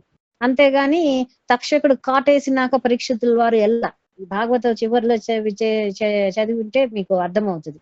ఆయన ముందే వెళ్ళిపోయినాక కానీ ఇది జరగాలి కాబట్టి ఆ శాపము ఒక బ్రాహ్మణుడు చెప్పిన వాక్కు జరగాలి కాబట్టి ఆ చనిపోయిన వచ్చిన దేహానికి వచ్చి పాము కాటు చేసింది. అందుకే మనకి ఇవన్నీ ఎందుకు చెప్తున్నారు అని అంటే చూడండి, ఒక్క నిమిషం కాస్త టైం ఆ యొక్క కిరీటధారం చేసి వెళ్తేనే అంత ఇదిలో పడిపోయాడైతే మనం ఈ భవబంధాల్లో చిక్కుకొని ఉంటే మాయలో ఎంత ఊబిలో పడిపోయి ఉంటున్నాము. మరి మనం రిలేట్ అట్లా చేసుకోవాలి. అందుకే మనము భౌతికవాదులతో నిస్సంగులంగా ఉండాలి. ఇది మనం అక్కడ తెలుసుకోవాలి. గురువులు చెప్తారు ఇలా అని, ఇది పరిస్థితి, అందుకు ఇలా జరిగింది. ప్రతి దానికి ఒక రీజన్, పరమార్థం అన్ని ఉన్నాయి, కారణం. ఓకే మ్యామ్, థ్యాంక్ యూ మహారాజు. ఇంకొకటి శ్రీ చైతన్య శిక్షామృతంలో దాంట్లో అద్వైతాచార్యులు మహావిష్ణు యొక్క అవతరణ అన్నారు కదా, ఈ అద్వైతాచార్యులు మన వైష్ణవ మతాన్ని స్థాపించిన అద్వైతాచార్యులు ఒకళ్ళేనా? ఏంటి నాకు అర్థం కాలేదు, ఒక్కసారి సరిగ్గా చెప్పరా? అందులో శ్రీ చైతన్య మహాప్రభు యొక్క గురువు గారు ఏ పుస్తకం చదివారు? స్వామీజీ గారు రాసిన పుస్తకం చదివారా? స్వామీజీ గారు రాసిన పుస్తకంలోదే శిక్షాష్టకం. ఓకే. అందులో మహావిష్ణు యొక్క అవతారము అద్వైతాచార్యులు అని ఉంది. ఆ అద్వైతాచార్యులు మన వైష్ణవ సంప్రదాయం స్థాపించిన అద్వైతాచార్యులు ఒకళ్ళేనా అని డౌట్ వచ్చింది. మన వైష్ణవ అంటే మీరు చెప్పేది ఏంటి? అద్వైతాచార్యులు రామానుజాలు అని చెప్తున్నారా? కాదు. మనకి ఇప్పుడు పంచతత్వం ఉంది కదమ్మా, పంచతత్వంలో అద్వైత ఉన్నారు. ఈయన పంచతత్వంలోని అద్వైతాచారి వీరు గురించి చెప్పారు. వీరు పంచతత్వంలో ఉన్న అద్వైతాచార్యుల గురించి చెప్పారు. ఆయన మహావిష్ణు అవతారం ఫలానా అని. ఈ హరిదాసుల వారేమో బ్రహ్మ యొక్క రూపము, బ్రహ్మ హరిదాసుల వారుగా వచ్చారు. సో ఇవన్నీ కూడా ఎక్కడ ఉంది అని అంటే ఈ 11వ స్కందంలో భాగవతంలో భాగవతంలో 11వ స్కందంలో ఎన్నో చాప్టర్ లో 32 శ్లోకము ఏదో దాంట్లో ఉంది. అంటే భగవంతుడు ఇట్లా సచీదేవి పుత్రుడుగా వస్తారు. వారి యొక్క అన్ని అన్ని అన్నమాట, అంటే ఐశ్వర్యాలు, అంటే వారి యొక్క అన్ని ఆయుధాలు పలానా అన్ని కూడా మళ్ళీ వస్తారు వారు అని. అందుకనే భగవంతుడు ఈ చైతన్య మహాప్రభుగా వచ్చారు. సో మనం ఇప్పుడు నిత్యానంద ప్రభు, బలరాం వారు అని, ఈ అద్వైత గదాధర శ్రీవాసది చెప్తాం కదా. సో వారు కూడా ఈ యొక్క రూపాలు ఇలా ధారణ వచ్చారు అని చెప్తారు. సో హరిదాసు వారు బ్రహ్మ ఇలా వచ్చారు ఎంత పృథ్వీ మీదకి. వారి అంటే భగవంతుడు ఎప్పుడెప్పుడైతే లీలలు చేయటానికి వస్తారో అప్పుడు వారి యొక్క సహచరులు కూడా వస్తారు కదా. అంటే మనం చెప్పుకున్నాం కూడా వారి యొక్క దగ్గర సహచరులే వస్తారు అని. సో ఆ లీలల్లో పాలు పంచుకోవటానికి. సో అలా భగవంతుడుతో పాటు వీళ్ళందరూ కూడా వచ్చారు. పంచతత్వం అంటాం. ఈ అద్వైత గురించి చెప్పారు. అదే మాతాజీ. అర్థమైంది అర్థమైంది. Thank you Mataji. ఓకే. ఇంకా ఎవరైనా ఏమైనా అడగలమ్మా?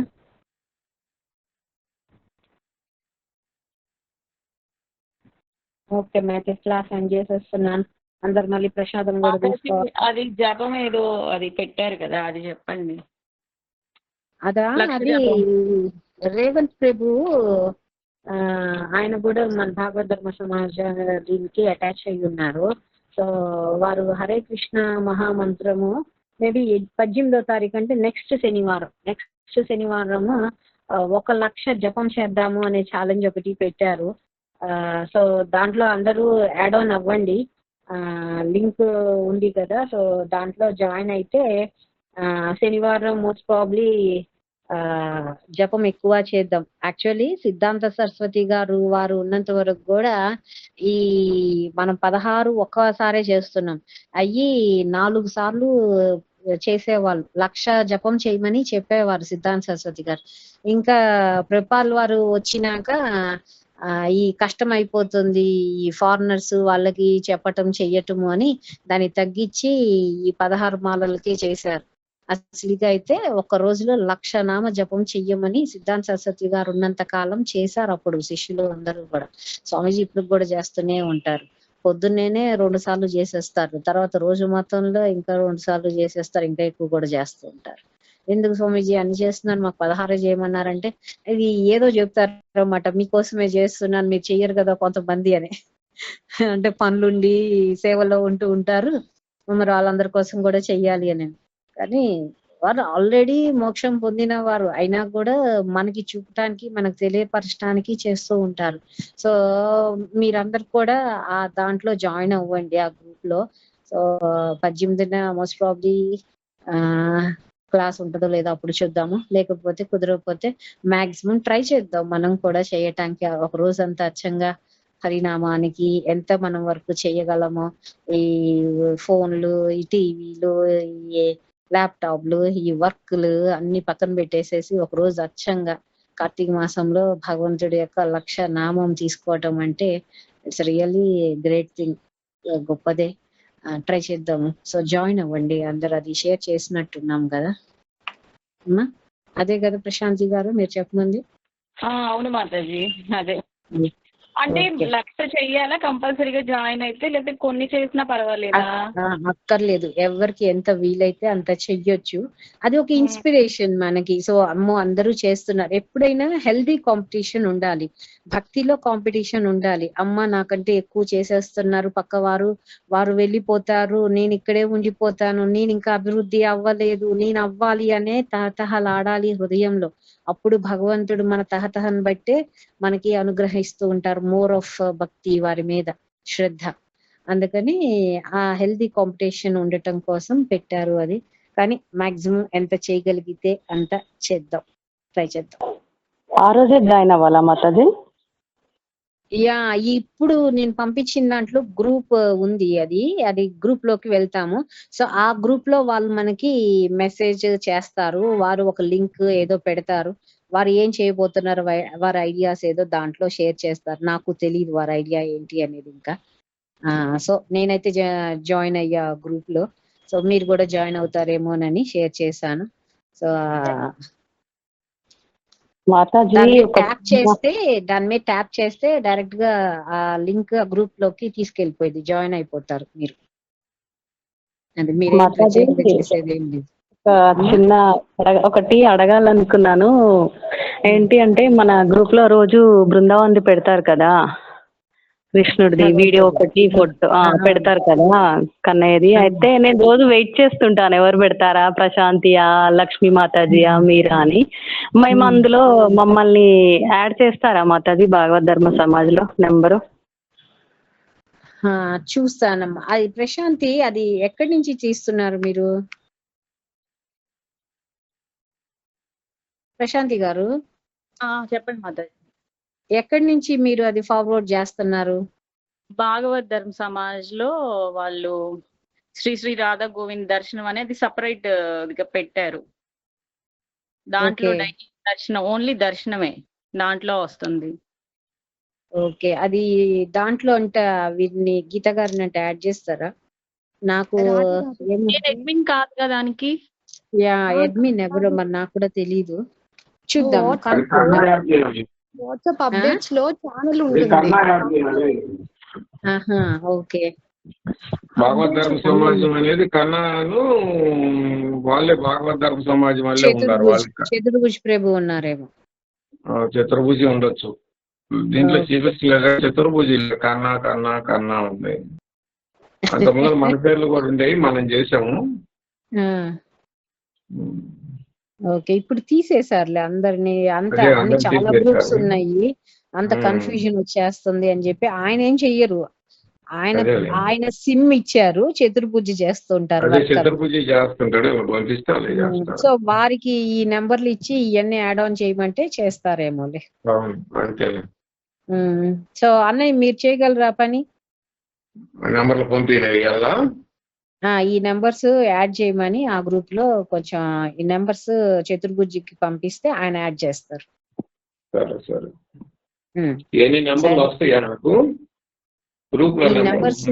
గ్రూప్ లో ఉంటాయి నెంబర్లు, చూడండి. సరే, ఛానల్ నేను లింక్ పంపించాను గ్రూప్ లో, దాంట్లో అయితే వ్యూ చేస్తే వస్తాయి అవన్నీ మనకి. ఎలా అమ్మా? వాట్సాప్ గ్రూప్ లో నేను ఇప్పుడు మన గ్రూప్ లో నేను లింక్ పంపించాను ఛానల్ ది, భాగవత్ ధర్మ Samaj channel the WhatsApp channel. Okay okay, very good. ఇది బాగుందిగా. ఈ లింక్ దీంట్లో అంటే యాడ్ ఆన్ అయిపోండి అమ్మా, అప్పుడు డైరెక్ట్ గా దాంట్లో జాయిన్ అయిపోతారు. కావాలా అడ్మిన్ అక్కర్లేదు, ఇంకా ఓపెన్ చేసి జాయిన్ అవడమేనా మాతాజీ? చెప్తున్నారుగా. నాకు అంత నెట్ సంగతులు అంత నాకు తెలియవమ్మా, మేము వీటిల్లో వెనకబడే ఉన్నాము. లింక్ ఓపెన్ చేస్తే డైరెక్ట్ గా మనం ఆ ఛానల్లోకి వెళ్ళిపోవచ్చు. సో గీత గారు, ఇంకా ఎవరైనా కావాలి అనుకున్న వారు దాన్ని ట్యాప్ చేసి దాంట్లోకి వెళ్ళి అవ్వండి. మీరు అడగాలనుకుంటున్నాను, రోజు వెయిట్ చేస్తాను మాతాజీ. ప్రశాంతియా, లక్ష్మీ మాతాజీ పెడతారా, మీరు పెడతారా అని రోజు వెయిట్ చేసి నేను డైలీ స్టేటస్ అదే పెడతాను. డైలీ వెయిట్ చేస్తా, రాగానే స్టేటస్ పెట్టుకుంటా, అదే ఉంటది ఎప్పుడు నా స్టేటస్. చూస్తున్నాం మేము కూడా, వెయిట్ చేస్తాం మాతాజీ రోజు. ఇది గ్రూప్ లో అడిగితే ఏమైనా యూజ్ అవుతుంది అందరికని అడగాలని అడుగుతున్నాం మాతాజీ. మంచిది, ధన్యవాదాలు. మేములానా లక్ష్మి గారు అది లింక్ షేర్ చేశారు. సో ఎవరెవరికి ఇంట్రెస్ట్ అందరూ కూడా యాడ్ చేసుకొని దాంట్లో లింక్ లో డైరెక్ట్ వస్తారు. వెరీ హ్యాపీ, ధన్యవాదాలు అందరి తరఫున. ఓకే అమ్మా, ఇంకా క్లాస్ ఎండ్ చేసేస్తాను. రేపు యాజ్ యూజువల్ 11 o'clock క్లాస్, ఓకేనా? जय हो श्री पूज्यपाद जगत गुरु श्री कृष्ण बलराम स्वामी जी महाराज प्रपाद की जय हो। श्री श्री राधा गोविंद देव भगवान की जय हो। श्री वृंदावन धाम की जय हो। श्री वृंदावनेश्वरी राधा रानी की जय हो। गीता माता को जय हो। भागवत महापुराणम की जय हो। जय जय श्री राधेश्याम।